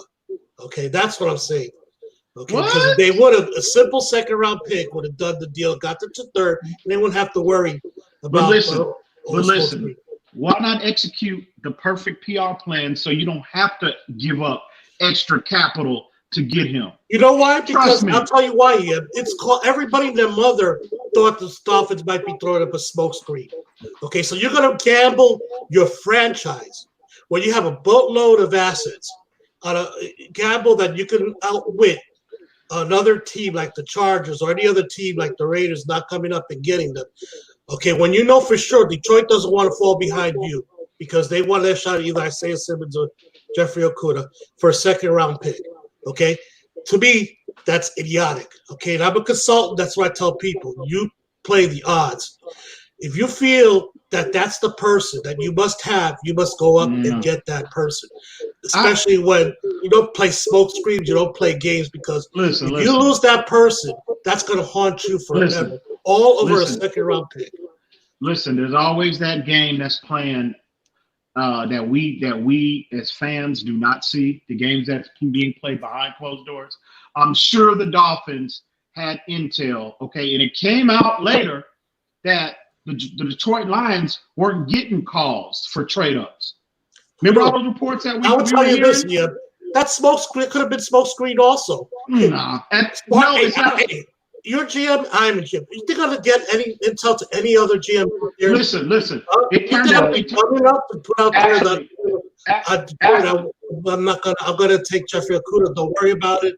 Stuff like that. Well, I told everyone. Did I not tell everyone? I told everyone. The Redskins and the Lions were starting to look desperate because you were hearing 2 or 3 times their GMs came out and said, yeah, we're open for trading in the span of like 2 weeks. That tells you that they weren't getting – Well, every team's open for trading. Even Bengals were listening to trades. That's part of the game.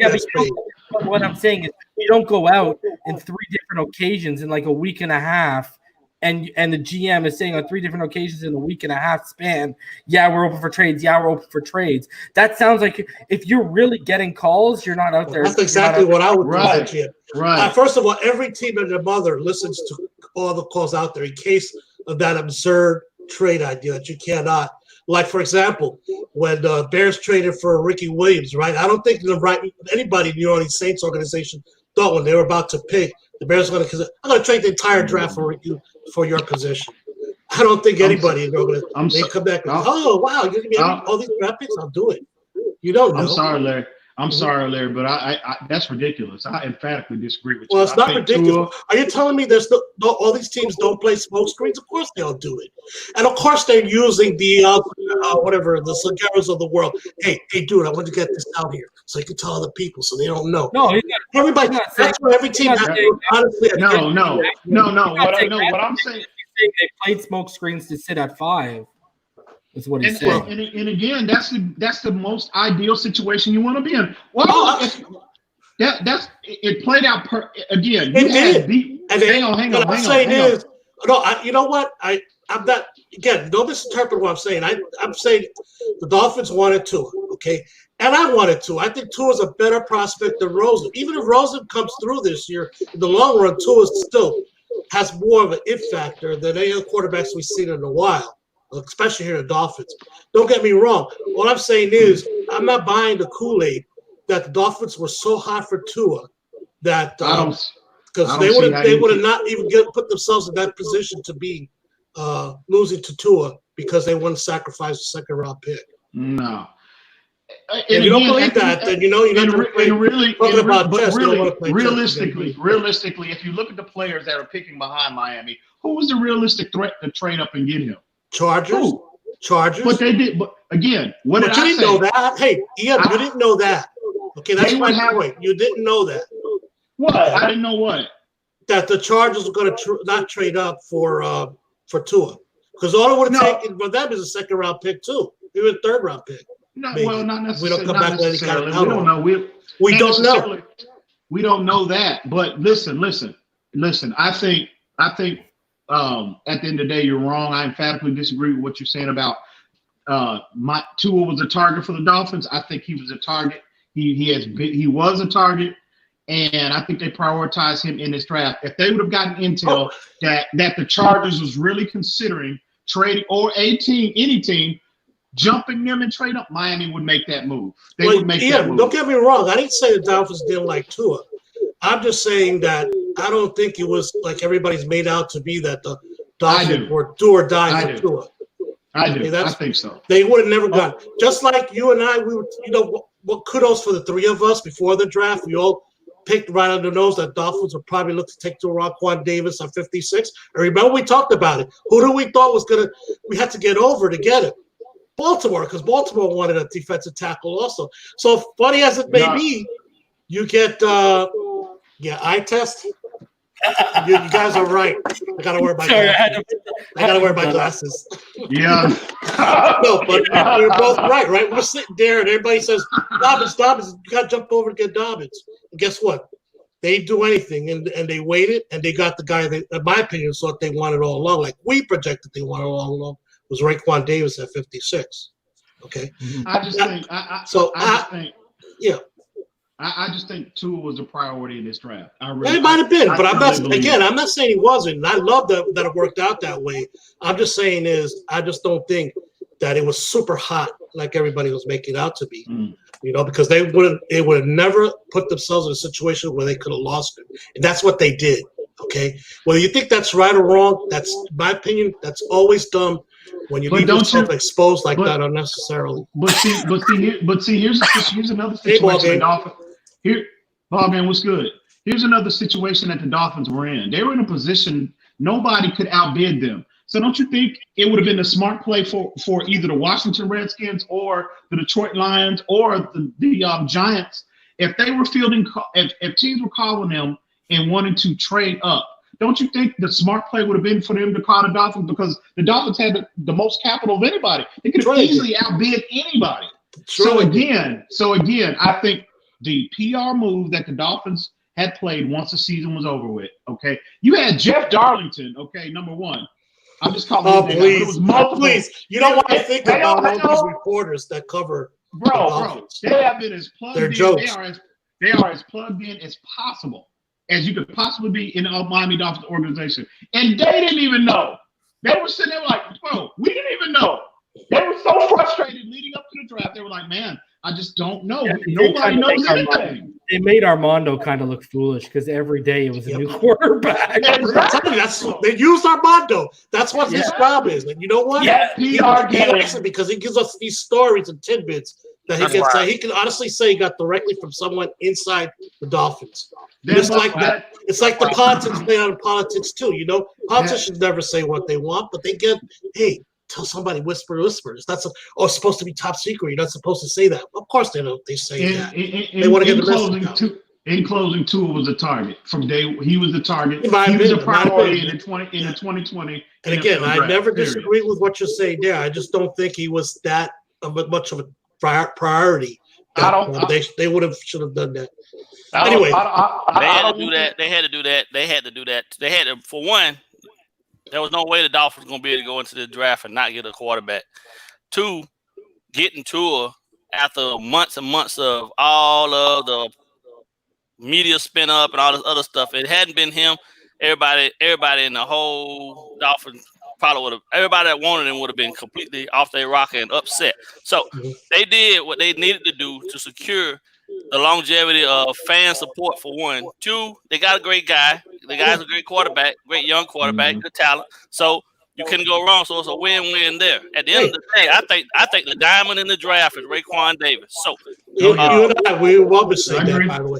By the way, the best thing for the Dolphins organization, for the fans, is to Rosen to ball out, really ball out, and put us in a situation the Chargers are when they had Rivers and Breeze, where we could, instead of losing Breeze to free agency, trade Rosen and get real value back for him. Okay, so the Dolphins are in a great position at this point in time for the quarterbacks. They just need one of the 2 or both, ideally, to come out and pan out. My thing is, how's it been from day one? Is like we rebuilding, like legitimately. If you really understand the ins and outs of how long it takes to actually rebuild a program that's been mediocre like ours, we ain't going to the Super Bowl next year. Oh, that's true. Hold on. Come on now. Hey, hold up. I've been rocking with this team for 36 years, bro. You and I, buddy. Right? Back to 69. So what I know without a shadow of a doubt is that you don't walk out of one season or 5 wins and magically go to having, 11 or 12 the next season. It's a process.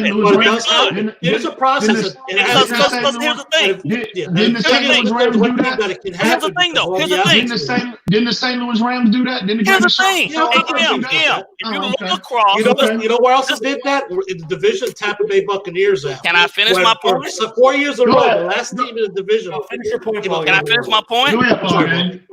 During those times, and yes, you guys are correct. Those teams did it, but the league across the board has never been as closely competitive as it is now. It was not even remotely the same type of situation then. So yeah, they were able to do it. But now you can't look around the league and tell me that just because we made all these moves, a lot of other teams didn't get good too. Yeah, well, that's true. We keep arguing. We fighting for the same thing that everybody else is at this point. And realistically, for me, we got 5 wins last year. I said across the board, and I'm still sticking to this. I said 9 at best. But ball game, ball game. Look at this. You just said it yourself. The game is so much more competitive now. Okay, obviously, nobody, in my opinion, nobody improved themselves more than we did. Nah. Okay, but we have further to come from. Nobody lost that game. What did the Bills lose? Okay, they gained.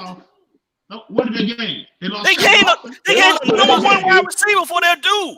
They lost a few. They lost Shaq Lawson, and they lost. Yeah, but they replaced Shaq Lawson with AJ Epinesa. Hey, that's their pass rush. They were a bad pass rush team to begin with. They got worse.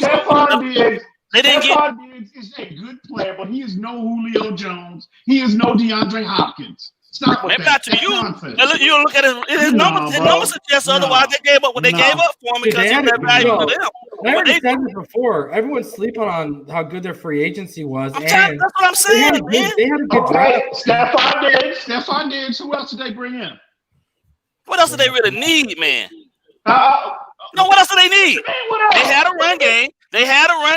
They got a good defense. They didn't have no targets for that guy, so they got him a number 1 receiver, right? They got him a number 1 receiver. They didn't lose much of anything. That's all I'm saying, bro. When you look at it across the board, right? When you look at it across the board, we went from, and we still got to figure this out now at this point. We had Home Depot dudes, right? That's a testament to the coaching aspects of things. But what I'm saying, now we got top end talent. Now we have defense will be nice. Our defense will be nice, but we got a whole new offensive system that has to gel. Yeah, that's what I'm saying. No. I'm with you, ball game. I think 7-9 is where we'll probably end up this year. But next year is where we're going to start making the hay. 2021? 2021? Hang And I agree. I'm not saying the Dolphins are going to the Super Bowl, but I'm telling you right now, bro, I'm not going to be surprised if we win the AFC East next year. No. I'm telling you that right now, bro. I wouldn't be surprised. I will not be surprised. I'm telling you. Look at how strong we are in the positions that matter the most. Okay, we have a in my opinion, we have a very, I wouldn't say very good. He's good to very good. Ryan Fitzpatrick, I might be a little higher on him than 98% of the fan base, and that's fine. Ryan Fitzpatrick, our running game is drastically improved. Our offensive line on paper is drastically improved, and most of all, okay, secondary and edge setting. Those are the glaring holes in our team. We have blue chip talent at those positions now. Well, I would go with blue chip talent. Please tell me on paper who improved themselves more than we did in this offseason. Oh, nobody. I'm agreeing with you. The problem is this. It was such a low bar. I'm not going out there projecting up. If we win 10 games, that's the whole point. We playing catch up, bro. Yeah. No, we ain't. We had the best, but we had to furthest. We just got They're already in the. A lot of teams are already in the party. We just got invited now at this point to the party. We were the girl that wasn't dressed properly to get into the party. Now we got a dress and we got some heels, so now we can get into the party. Maybe. Let me ask you this. We got what it takes to pull a dude. Let me ask you this. What's going through my mind? You know what I'm saying, Larry? Yes, sir. Hey, let me ask you this. Let me ask you this on offense. You go with all 11 starters on offense. Who in the AFC East can field a better 11 players better on the offensive end better than us? I'd take Buffalo's offensive line over ours. Yeah. I take their running back situation right now with Singletary. And Zach Moss. And they drafted Zach Moss. And Zach Moss. I'm telling you, bro, they didn't lose nothing, man. Yeah, Buffalo's problem is pure and simple. Not only did they draft not only did they draft A.J. Epinesa, but they replaced Shaq Lawson with Mario Addison. You gotta Mario Addison. That's a rookie. Mario Addison's not. Mario Addison's not. We're the only ones that got better, bro. Mario Addison had 9.5. Mario Addison had 9.5 sacks last year. He would have led the Buffalo Bills in sacks last year. Buffalo was a terrible pass. Addison from Carolina, right? Yeah. That's who they replaced Shaq with. Yeah. And they added Josh They didn't lose anything. They didn't lose anything. But again, it wasn't like they were just overly powerful. No, they weren't. But they were. But they are exactly what we want to be. They are a playoff team. And to be truthful, since McDermott has been there, they have been competitive, bro. They've gotten better every year. I agree with that, bro. But I'm just telling you, on paper now, we have to go out and prove it on the field. But on paper, I don't see the advantages that they have. I think we have the advantage at quarterback, obviously. Josh Allen is the most interactive quarterback in the NFL. That's for a reason. It is not about all the talent that he has around him. It's because he is deficient in ball placement, processing. You know what I mean? That's his skill set at this point. Is he going to take that?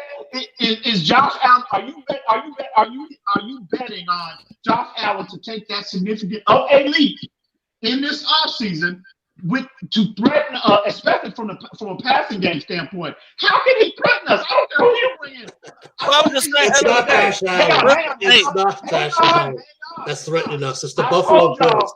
Listen, hang on. I told y'all the only teams that concerns me are those heavy run base that have those dominant offensive lines because of what I would have preferred in addition to Benito Jones of the world and Raekwon Davis, I would have preferred to bring in a veteran at nose tackle because those are the only teams that concern me. But through the air, in the passing game, there is not, with the exception of the Kansas City Chiefs, there is not a team on our roster that's going to be able to consistently threaten us in the passing game every week. There is not one, bro.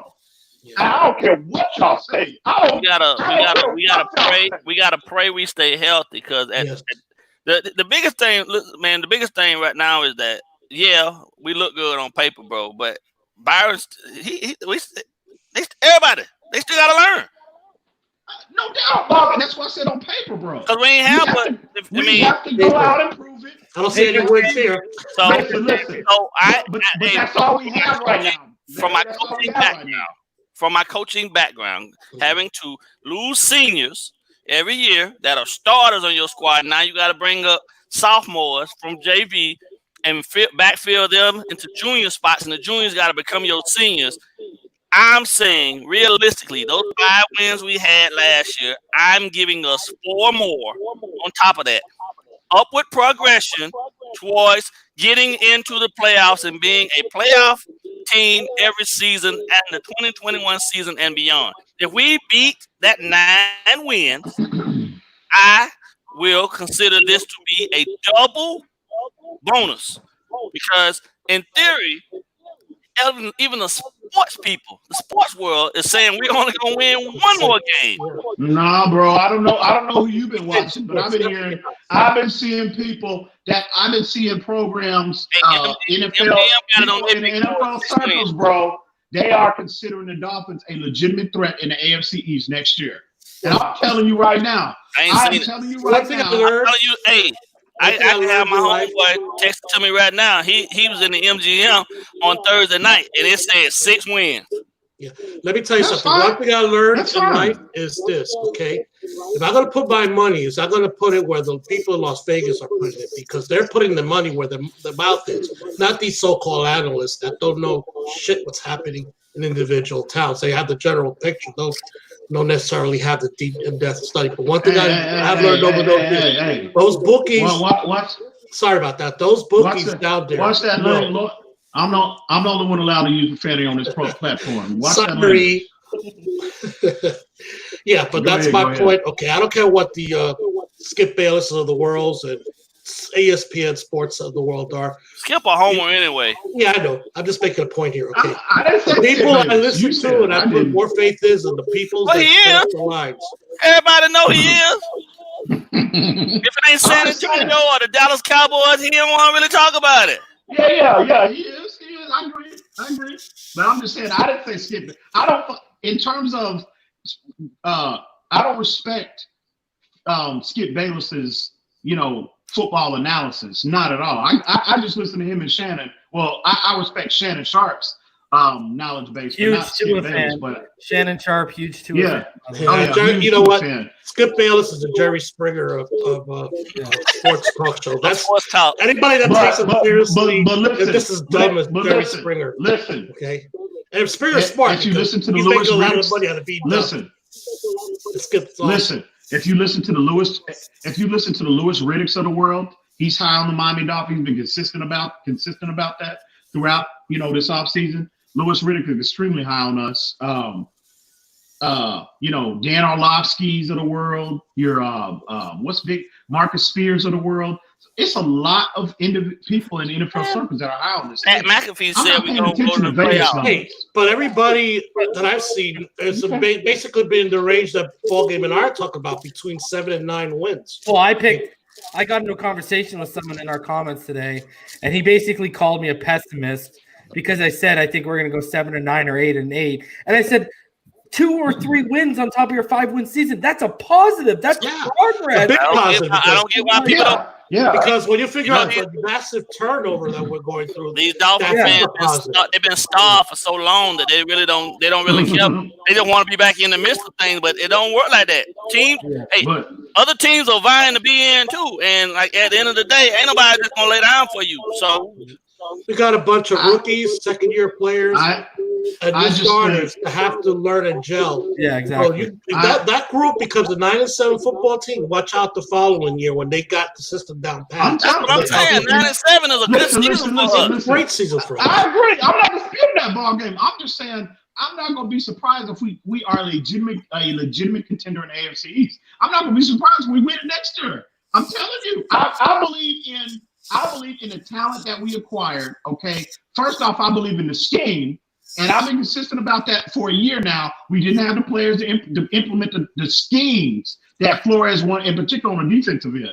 We have the players now, okay? And I just don't think with Brady gone, you look at the inexperience at every other quarterback on the other 3 teams in the AFC East. I don't think, and look at the weaponry around them, I just don't think they will be able to consistently threaten us next year. What But we need again, to it's all about how well we play. If we can establish a running game and we can minimize teams' running game, that is what's going to be. That's going to be the theme of our season. That's what's going to come down for our season. You know what's going to be the catalyst of our success? How fast the guys behind Vinoy and Lawson develop so they can take over, because them dudes only on 2-year deals. So that's the real story we need to be talking about. Who's gonna step up and take those jobs? Because them dudes ain't gonna be here when it's time for us to be making the long run. Because Vinoy at 29, they ain't gonna hold on to him too long. He here to teach. Somebody to learn that job and put him out of a job. Draft Micah Parsons next year. Yeah, well, I'm hoping. Well, again, I'm hoping. Well, again, yeah, I'm digging into his film as well. How sexy is that? Oh man. Now you're thinking to yourself, all those times I watched Yetur Gross Matos, how did I not watch this kid, right? I know, right? Micah Parsons is special, man. He's my number one defender next year. He's I see a lot of he definitely has a profile, the athletic profile, number one, and then two, he reminds me a lot of Tremaine Edmonds from Buffalo. He can play anywhere. Yeah. Yep. He's got that skill set. So, by the way, guys, but again, I'm not disagreeing with you, ball game. I'm not disagreeing with Larry either. I'm just saying, I just would not be surprised if we win the AFC East next year. Well, what? Legitimately, We go 3. What? We go 3-3 in the division every year. Yeah. So what does it take to win the division? 4-2, 5-1. Overall, I think 9-7 will win the division next year. No. What I'm saying though is that if we win 4 games inside of the 6 in the division, technically we win the division, right? If we split someone and we beat someone outright, that's 4 games. We can do that. Well, we got 2 against the Jets. I don't see the Jets beating us. Yeah. You know what I mean? And if we split with the Patriots and we split with the Bills, we 4-2 in the division. Now we just got to take care of business outside of it. Yeah. With the talent that we acquired, is that not doable? It's never. Listen to me. It's never been about. It's never been. I don't ever really worry about the AFC East in terms of whether or not we can get those teams. We lay down to Buffalo uncharacteristically. Saying the last 2 seasons, but it's handling the games that nobody feels we're supposed to win. Like beat Kansas City to give yourself some more. Beat Seattle. Chest on. You know what I'm saying? Beat Rams. Yeah. I agree. But I'm just those are games that you get your momentum off of, not the ones that the fast track to the playoffs starts with your division. It starts with your division. So that's why I'm saying, obviously you want to beat your Kansas Cities of the world, your San Francisco 49ers of the world, obviously. But I'm saying the fast track to the playoffs is to win your division. Yeah, but we can be 6-10. We can win all our division games, be 6-10, and we still ain't going to the playoffs. But generally, how often does that play out? I'm just saying though. Generally, teams that win out, they win their division, they're gonna make the playoffs, bro. So that never happens. Yeah, we gotta take care. We gotta take care of business at home first. Yeah. But we gotta sneak a couple of them other ones. Okay. By the way, guys, a couple of quick points, and I'm out of here to let somebody else in. We were supposed to talk about positional battles. Okay, you got a little off track there, which is great. This is fantastic fun, but we did get off track here. The one position I think I'm the most interested in that you haven't mentioned is maybe number 2 after free safety is maybe the linebacker position. Okay, and specifically with Jerome Baker and a couple of other linebackers in Guavin. Okay, so that's something I'm interested in out of the play. I think the couple are going to be gone. It's another touchy subject. It's another touchy subject with ball games. Yeah, I like it, but we just have too many linebackers. I love them all except for Baker. I'm not been a Baker disappointed me. It ain't gonna be touchy for ball game when it's Van Ginkel. Van Ginkel's the cinch. That's why I said you'll let that one roll. Yeah, Van Ginkel. He plays like last year when he came back. He's a cinch. So the question becomes, will he be a starter? Not will he make the team? Yeah, But he got starter potential. Right. Now, the other thing I want to talk the Merritt Cole, which is an interesting discussion. I think Cole has a big leg up on Merritt to make the team because of his ability in special teams, and specifically as a gunner. Okay, which he's been so good at it. He shows that in training camp. He's going to make the team. Okay, especially since we cut Wall Aikens from the team last year. So, and I can't think of the guy we got from Cincinnati as another gunner, maybe. But if Cole, hey, I think Florida's a lot like me. You know, guys, I don't undervalue anything. You know, if I don't undervalue a long snapper, I'm not going to undervalue special teams. Okay, they win and lose you football games. And that's where Isaiah Ford is potentially gone. Not because he's a better receiver, but because he just doesn't play special teams. Who was that? Isaiah Ford.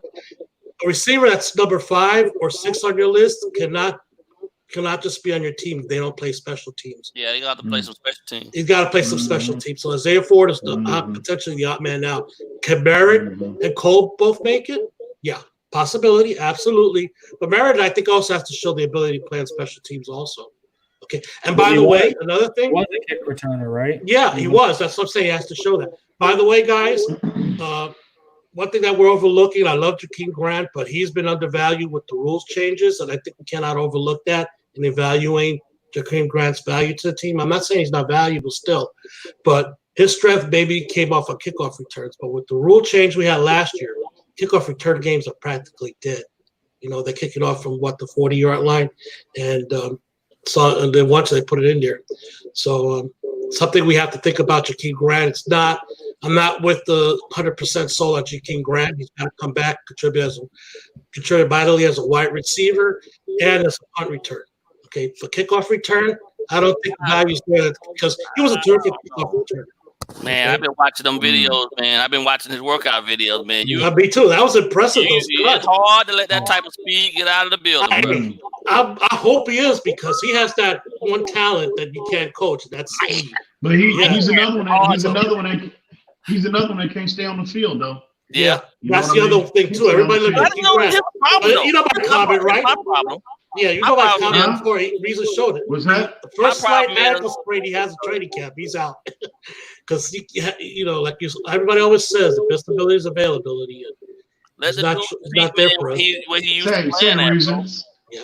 And Troy, it's absolutely right. It is past my bedtime. So, guys, I bid you adieu. Thank you for being. Okay. Have a wonderful rest of the night. Have a good one, buddy. Right. I just stopped in to say say Reason. I was about to tell you, don't be shy with that mute button, bro. Stop being shy with that mute button. But go ahead. Hey, what's going on, Todd? Thanks for being patient back there, bro. Hey, not a problem. How you doing? Good Lots to be on the ball game. Hi, what up, bro? My biggest thing, I can't wait to see the defensive line battle it out. I want to see who's going to be in there with Wilkins. That's my biggest, because the addition of Byron Jones helps us so much. People don't understand being able to lock them up one-on-one and have X on the other side to do the same. You can allocate more people to the run game. That's a huge bonus. You know, you can go ahead. We had this type of. You can go ahead and put, Van Noy against Buffalo. How did Buffalo beat us last year? Allen, 20-yard run. Yeah. So have Van Noy 20-yard run. Allen, 10-yard run. It drove me crazy. You could say Van Noy, you're going to be on Josh Allen. Don't let him get past the line of scrimmage. That's going to be huge. That's the only way they do their flat. Don't get me wrong, their defense is good. I'm not taking anything away from their defense, but I'm not worried about their offense because I feel Byron Jones can lock up one of their receivers and anybody else. I agree with you 100%, bro. 100%. I just don't. Not just the Buffalo Bills, but Josh Allen killed us. We made him look like Michael Vick back there. Yeah, I know, right? Absolutely. That killed us. He ain't doing that this year, and he sure is. His accuracy issues. He's not going to beat us in the air. I just don't see, other than Kansas City, I just don't see. And again, it's all about the health of Xavier Howard. If we get a healthy Xavier Howard, I fully anticipate him returning to his 2018 form. And if that happens, I am telling you, this secondary can be special. Not good, not very good, but special. But again, I think our season, the theme of this season is going to be: can we establish a running game, and can we consistently minimize teams on first and second down? Because if that happens, we turn them again. They just got to do their job. They're in trouble. Just do your job, man. That's all. No, you ain't gotta be a Superman. Just do your job. And I've said this before. Sorry, but Todd, before you go, I've said this before. I think one of the reasons why they got Stephon Diggs is because when you look at receivers in this league, Stephon Diggs has one of the larger catch radiuses. Yeah. So I think they brought him in to kind of monkey man. Yeah, I think they brought him in ball game to hide Josh Allen's accuracy issues a little bit. They're going to try and mask it with big catch radius, because even John Brown last year showed a decent catch radius. So I think that's what you got to do with a guy like that. You got to get guys with big catch radiuses that can help mask. They're not going to fully mask, but they can help mask those accuracy issues, right? Yeah, exactly. But again, that's one player. That's one player. I think that's what you're going to start seeing. Like John Brown showed last year that he had a pretty big catch radius. They went out and they got Stephon Diggs, who has a big one. I think that's what you're going to start seeing them do with Josh Allen. They're going to look for receivers with big catch radiuses because of the accuracy. I hear you. But I look at the matchup. Oh, I'm sorry. Go ahead. About the quarterback battle this year, because no matter what Rosen does, I really don't see us keeping him, because we're not going to have that rookie for all those years with him. No, I think he's trying to improve his trade value. I think they want to improve his trade value. Yep. I think that's what it comes down to. Smart man right there. Smart man right there. Listen, I think Josh can be a good quarterback if put in the right situation. Yeah, I never said he was going to be a long-term quarterback for us. I said they wasn't going to get rid of him until they got to get his stock up. Yep, that's smart. That's smart business. Why wouldn't we want to be in that position? Even if they did leave it to the point. I agree. And it's just him and Rosen. Man, competition makes anybody better. I don't see them doing anything remotely close to what they did with Tannehill and not having somebody on the roster to push him. Even if they do go get a young boy next year too. You know what I mean? Like at the end of the day, you gotta have. Listen, the quarterback position can't be the only position that ain't really got no competition.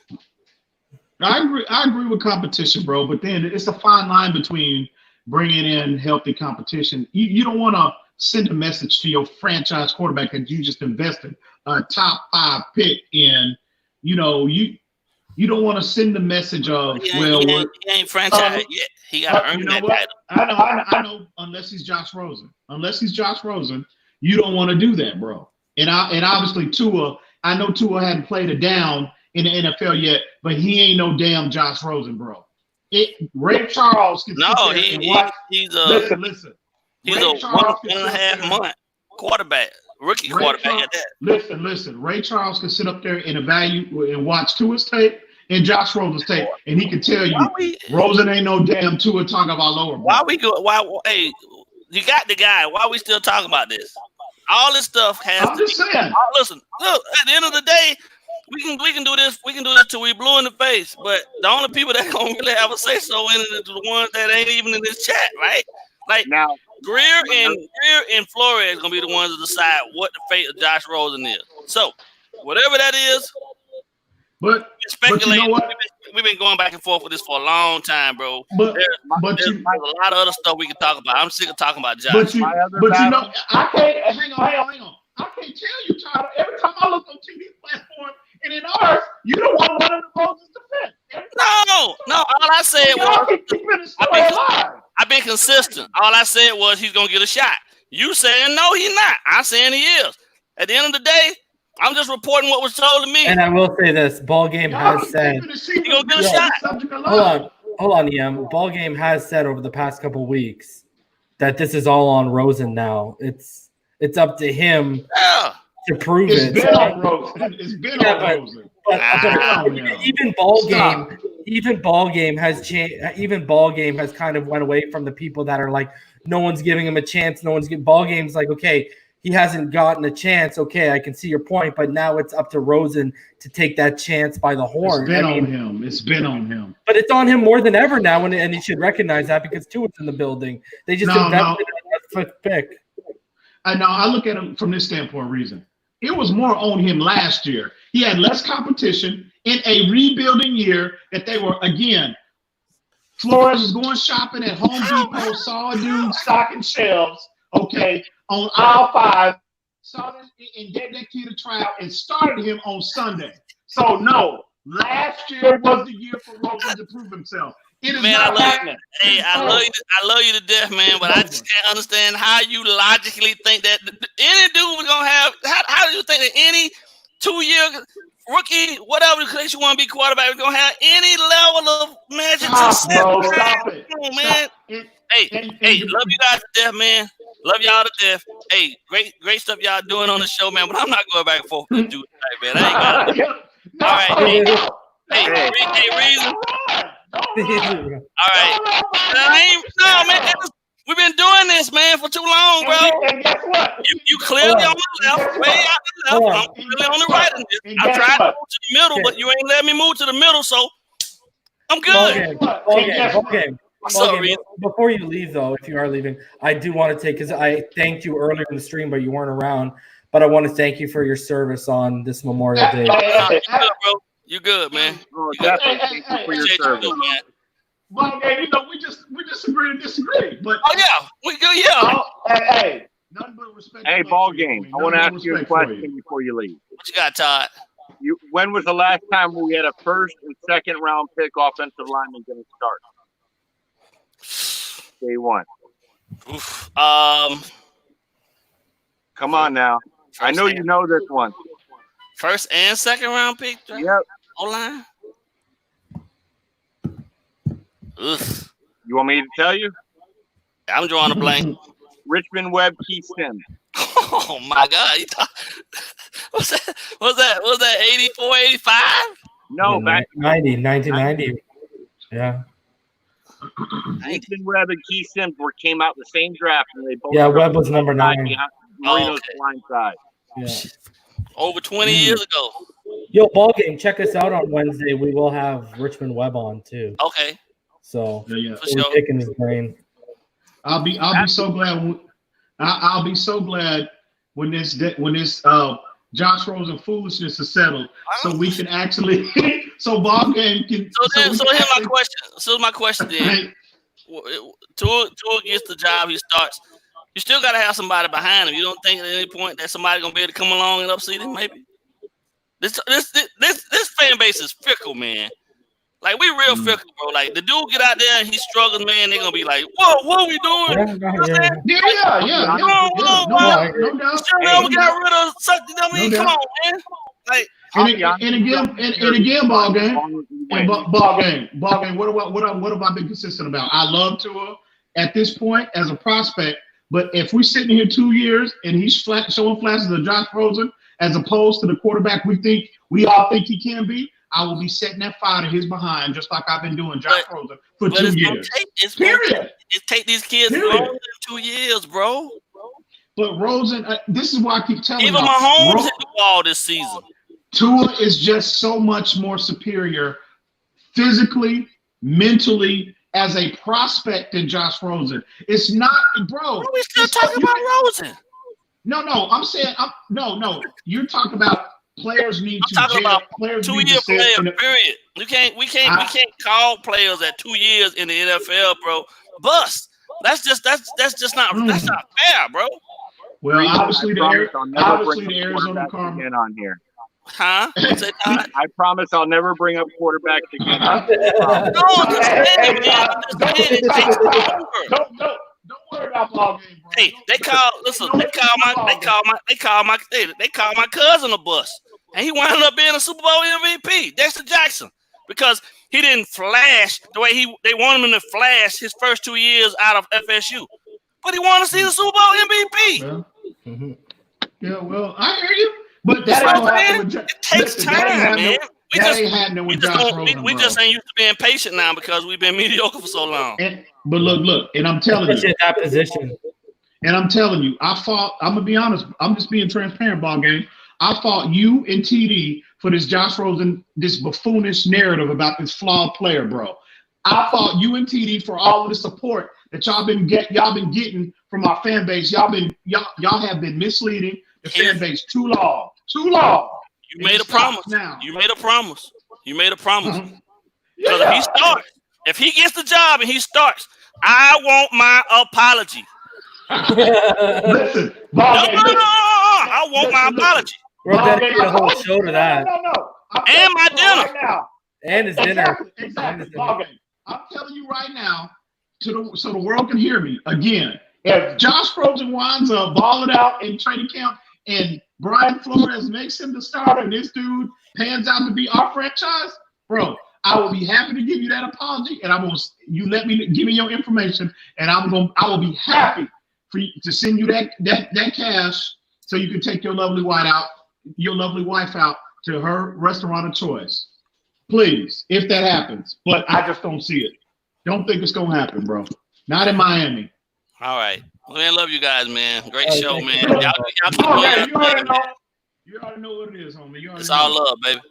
I'm out. Bro. All right now, all right. Now, my other big battle is going to be the last two wide receiver spots. How do you see it working out?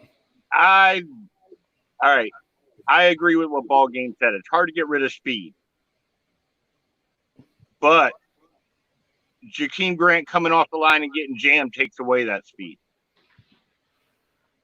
So I can see Cole, who does more on special teams than Jakeem Grant does everything he does and then some, taking his spot. And he's he would be bigger and more physical in the slot at 200 pounds. Mm-hmm. I see Ford losing his spot to Merritt because Merritt will do kick returns. So do you think we're going to cut Grant or trade him? Possibly a trade. We'll try to trade him first. But if it comes down to it, they're not going to just keep him there just to keep him. Mm-hmm. He has to be able to be a receiver along with special teams. Mm-hmm. And stay healthy. Like I said, he has the speed, but you're getting jammed. That takes away everything. That puts you off 110%. Mm-hmm. Yeah. And the fact that he doesn't stay healthy and he's dropped a couple. I remember he had a key fumble last year on a punt or a kick return. But it's just, I think Cole does too much, and will do his kick and punt return duties, plus be a gunner, plus can go into the slot and be more physical. Mm-hmm. Because being in the slot is just not about running at your route; it's about being able to block on a run play too. Yep. You have to be physical. Mm-hmm. Yeah. So I see that, and especially when you have Gesicki at tight end, who's not much of a blocker, you need your receivers to be physical and block. Mm-hmm. So that's his downfall. That's Grant's downfall. How could I just say this to you guys? How amazing would it be if this guy nailed Preston Williams 1 year and then came back this year and Merritt and Matt Cole 2 more UDFAs crack the squad? Holy! No doubt. A box of chocolate. I agree, but what are you saying? Yeah. He's nailed Needham? Oh no! I'm talking about just receivers. Oh, just receivers? Yeah. Oh, Needham. We that's one of our favorite players out here. Oh, I could see him starting on the perch, free safety. That's what we were talking about. Yeah. So what you think? He needs to be battling? So you got Needham undrafted. Have a couple more besides Cole and Merritt this year. I think Benito's. We talked about this. We think Benito Jones is going to make this roster. I think Tyshawn Render. They gave him the 41st highest signing bonus out of all 442 UDFAs, 65,000. I think they're invested in finding him a roster spot too. Yep, I agree. And then there's a couple offensive linemen that look nasty. Yeah, I think Donald Stanley's going to make this team because he can play center or guard. I don't know if Colt, Meyer, and Hubbard are necessarily going to make it. Those are going to be pretty big battles. Now, the first those one, tackle spots. I can see him making. I'm sorry, who? The one guy you said Hubbard. first. Hubbard. No, Colt Meyer from Kansas. Yeah. Colt Meyer from He is Kansas a State. beast. Yeah, he's a beast. Yeah, he's a big boy. Yeah. You know, And I can see them. And Todd, what is he? He's a right tackle. Yes. I can see them stashing him on a practice squad. Yeah. You know, I could honestly see us moving on from a couple offensive linemen that we might keep. Yeah, Danny Isidore is out the door. Oh yeah, he's done. Calhoun is done. Bowen is done. Bowen's done. Come on now. What's the big Calhoun's name that probably wants to move? Who does everybody want to move back to guard? Dieter? Michael Dieter? No. Jesse Davis? Yes, I can see him getting shown the door. Oh, I don't know. He finished 170th last year. But he's not a tackle. He's a natural right guard, right? Yeah. Yeah, but with what we have on the inside, we have a couple rookies.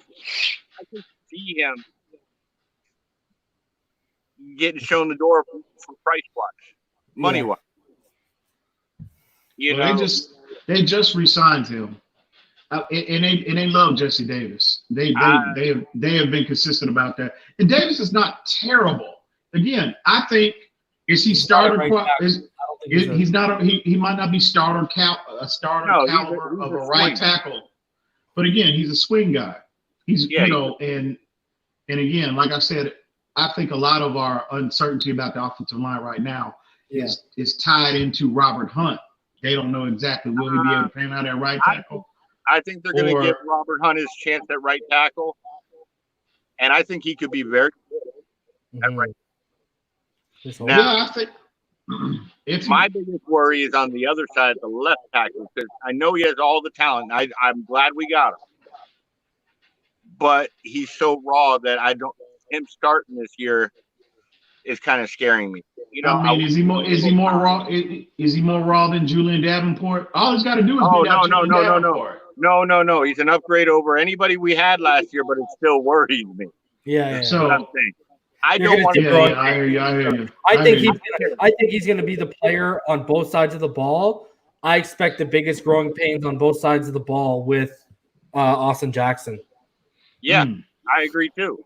And that's why I don't care if Tua is 150%.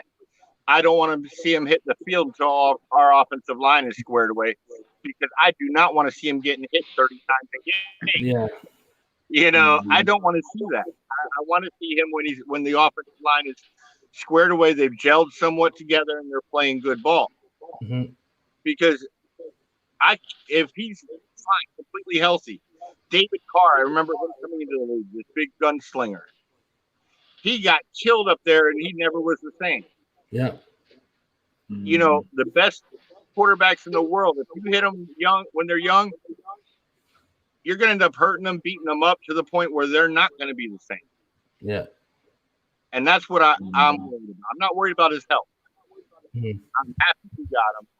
I'm in the same boat as you, Todd. Like, I'm at the point where, you know, him and his doctors have been so consistent with their target dates that I believe when they say he's going to be 110% for day one, I believe it's going to be a smooth, easy transition from the Steve Skarstadian offense to what Chan Gailey wants to run. And I've said in the surprise show, I think Tua is going to surprise people with how quickly he gets acclimated to an NFL offense and how good he looks right away.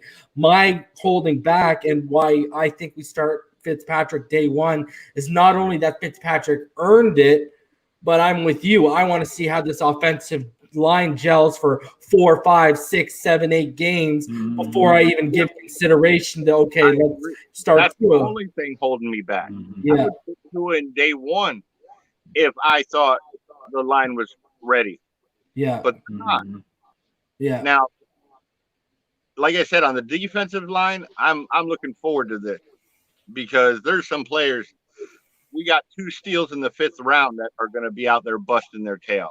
Mm-hmm. Davis flat out said he wants to be rookie of the year. That was his comment. I want to be rookie of the year. So he is coming in ready to play. Yep. And, you know, there's so many people there that Godchild get the bus ticket ready. Yeah. Well, I wouldn't necessarily say bus ticket because I don't think they're going to release him or trade him. No. But they might trade him, but I don't think they'll cut him. Not cut him, but get the bus ticket to go to his new state that we trade him to. No, yeah. And I did want to say this too, Todd, because I agreed with you about the growing pains I expect from Austin Jackson. Like I said, I expect him to have the most growing pains out of every rookie, not including the UDFAs, obviously. But the good thing about if you plug him at left tackle and a guy like Tua is starting, at least Tua can see that oncoming traffic. At least he can see Austin Jackson, failing at his job. Whereas if Austin Jackson's on the right-hand side, then Tua's up the creek with no paddle. So that's the only thing you can really get away with right now. What the reason I'll say this about Austin Jackson. Okay, I don't necessarily anticipate him having that huge of those many issues day one, because generally when players in particular on the offensive line are making that transition from the collegiate level to the NFL level, they're overwhelmed athletically. They're generally overwhelmed. They're the physical. Well, the strength too. They're facing man strength now too. Exactly. All right, so we playing Buffalo. What's that? What week are we playing Buffalo? Week 3, I believe. Is it 3? I want to see how he does against Espinoza. Oh yeah, but that'll show me how big of a difference he made with how he got torched in college. If he's able to play him again and show him how much he's learning, how much strength he's gained since having that procedure done to help his sister. We play them week 2, by the way. We play Jackson. But Austin Jackson, Austin Jackson, again, like I said, offensive linemen, they get overwhelmed physically. I don't see this kid getting, because he's so imposing of an athlete. I don't see him getting dominated, just destroyed and overwhelmed consistently. Like you saw Julian Davenport. But the red flags are for the guy when you go into his rawness are what? He overextends and gets caught out of technique. Yeah, but hold on, guys. That was a kind of rhetorical question. He's kind of known as being soft. He's the complete opposite of Robert Hunt. He's not violent. He doesn't have that mean streak. You watch him, his hands, they get swatted away very easily in pass protection. And he doesn't have a lot of pop behind his hands. When they get swatted away too, what's another technique problem? He doesn't reset them really well high and tight. Mm-hmm. So he continues to lose. Once you swat the hands away, he's pretty much lost the battle. And another thing you see too is you don't see, we talk about corners with recovery speed when they get beat, how they recover back, right? The thing is, when he gets beat initially, it's almost like he gives up, bro. He doesn't have you don't see maximum effort to recover after he's beat right off the line or whatever. I mean, that's my problem with him. I've said this before. I mean, he does have smooth feet. You see him glide to the steps, no problem. He's very long, and but my problem is just how easily now you're going to be up against man strength. And if you're at the collegiate level and you're that big and your hands are getting swatted that way, that easily, what are you going to do up against men with real strength? Well, again, he gets beat on the second move from the defensive player. When the guy goes to a second move, he always gets beat. Mm-hmm. Well, again, but you have to. But again, what I'm saying, I'm not saying he doesn't need refinement, but I'm saying this kid, his athleticism, what players in particular up front struggle with is the physicality of the game. And this kid he's got the requisite physical traits that are ideal, that enable players to be successful and have immediate success. Again, all that other stuff can be taught. And I'm sure Brian Flores, our staff as a whole, as the board was falling, they saw Tristan Wirfs sitting there. They could have overwhelmed anybody and targeted and went and got any player that they wanted, anybody. But they opted to sit and wait and let him fall. But again, this kid is a very, very, very good. I would say he's probably the second athletically now, next to Tristan Wirfs, who's a better athlete in terms of the tackles that were drafted ahead of him. Who's a better athlete than him? Nobody. He's the second best athletic tackle in his draft. That's who they got at 18. So again, all his other his technique, the technical aspect of the game, the mental aspect of the game, and you are right. You can say that. Well, he's also 20. He's also 20. He's also 20 years old. He hasn't grown into two things. Exactly. He hasn't grown into his man body, and he hasn't developed that man strength yet. But that's like 3 or 4 years away. And you say that, and this guy is already 6'5", 322 pounds. Oh yeah, I'm telling you, you know what he needs? I'm telling you what he needs. He needs to play. He needs that nasty mean streak if he's gonna be. He needs to dig in down deep because at the next level, that soft play that ain't gonna cut it, brother. I agree. And guess what? It's not gonna cut it with this staff either. It won't cut. It will not. He went to the right place. I promise you. He's in the right situation. He's in the right situation. My sleeper this year is I could see 8 sacks coming from Weaver. Oh, wow. I can see Weaver being a sleeper in our draft. He just has a way of getting to the quarterback. Oh, yeah. I agree. I mean, he had over, I think he had the second best pass rush win rate in the draft. It was like 22%, 23%. You know what, though? And he might be our best. Even right now, he might be the best pure pass rusher on the roster. Oh, yeah. He's an elite pass rusher. Yeah. He is. He might and once he gets into that strength and conditioning, shed some of those pounds off of his body. Oh, man, the sky's the limit for him, bro. And he has a motor when he's on that field. He does not give up. And that's going to translate well. You put him opposite Wilkins with Davis in the middle on plays, on pass rushing. Well, that's what I was gonna say. You could move him all over that. You can move him out. He could be that edge on that line, or he could be that outside linebacker. Yep. And that's what Boise State did.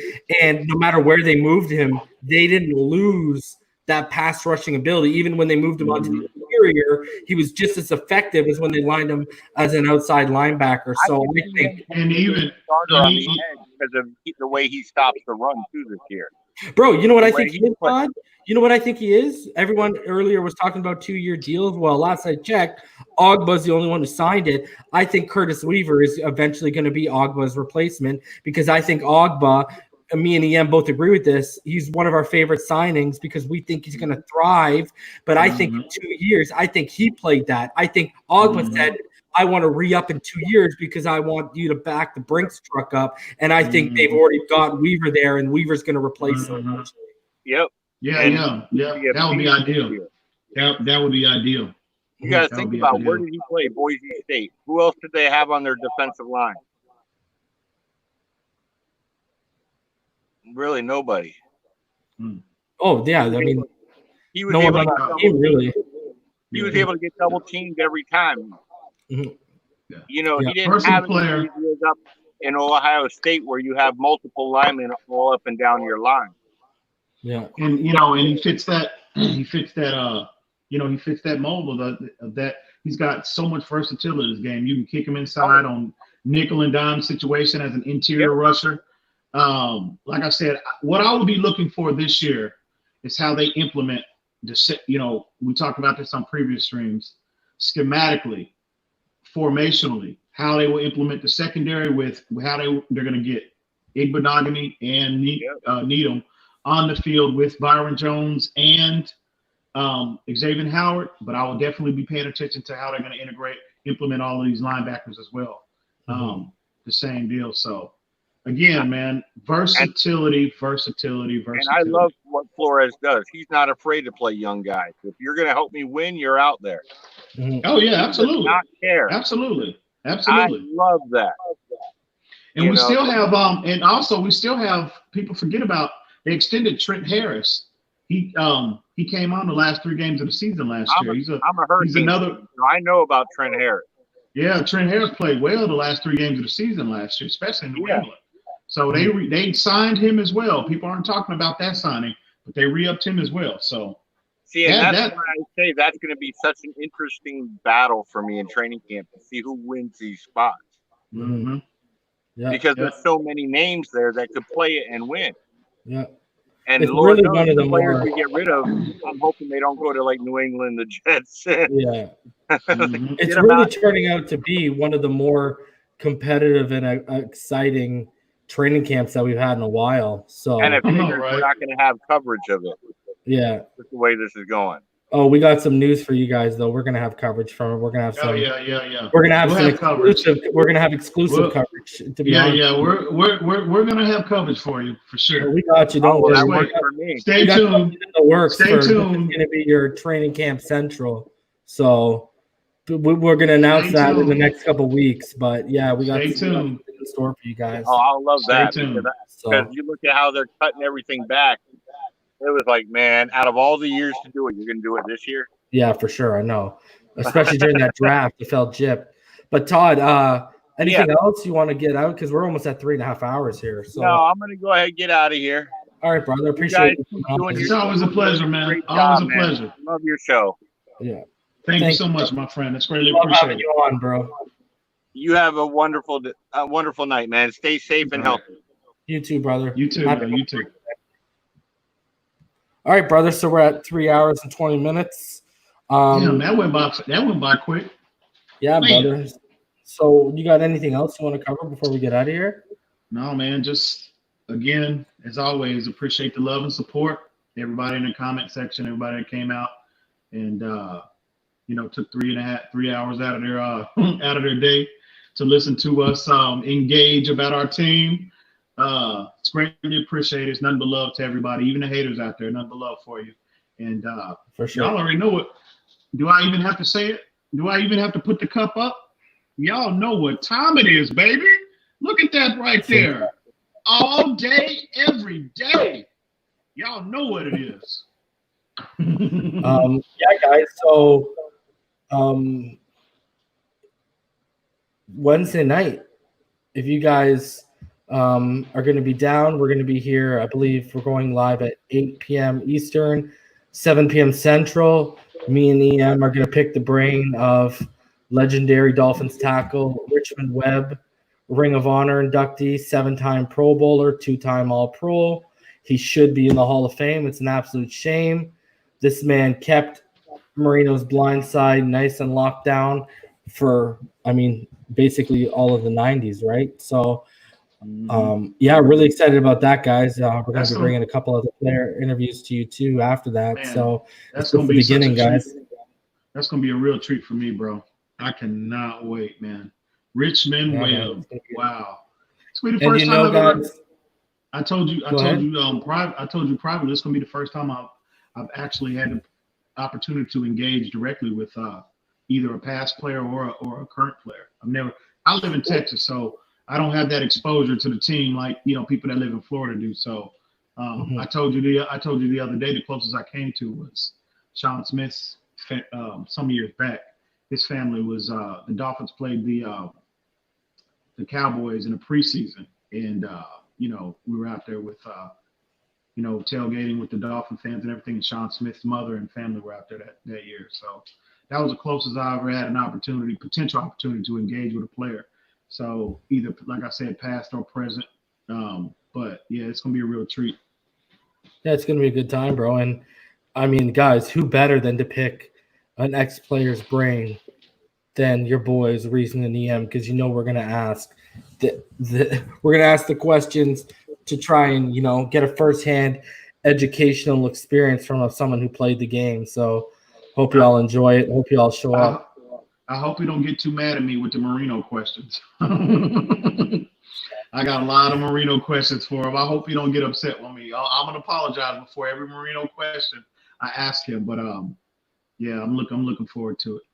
Bro, I'm actually looking forward to asking him Shula questions, considering what just happened and stuff like that. So, because I'm sure he gets the Marino questions like, whoa. I know, exactly. I know. So, yeah. But Marino is my dude, bro. That's my dude right there. So, no, it's all good, brother. But I'm a fan of his. I'm a fan of his as well. So, can't wait. Oh, for sure. Best left tackle. Sorry, Jake Long. Best left tackle we've ever had. Richmond Webb. Agreed. Agreed. So, guys, thank you so much for coming out. We appreciate it. We peaked at about 120 at one point today, so we appreciate all y'all showing your love and support. We will see you again on Wednesday, 8 p.m. Eastern, 7 p.m. Central. Interview with Richmond Webb. Come join us. Hope to see y'all there.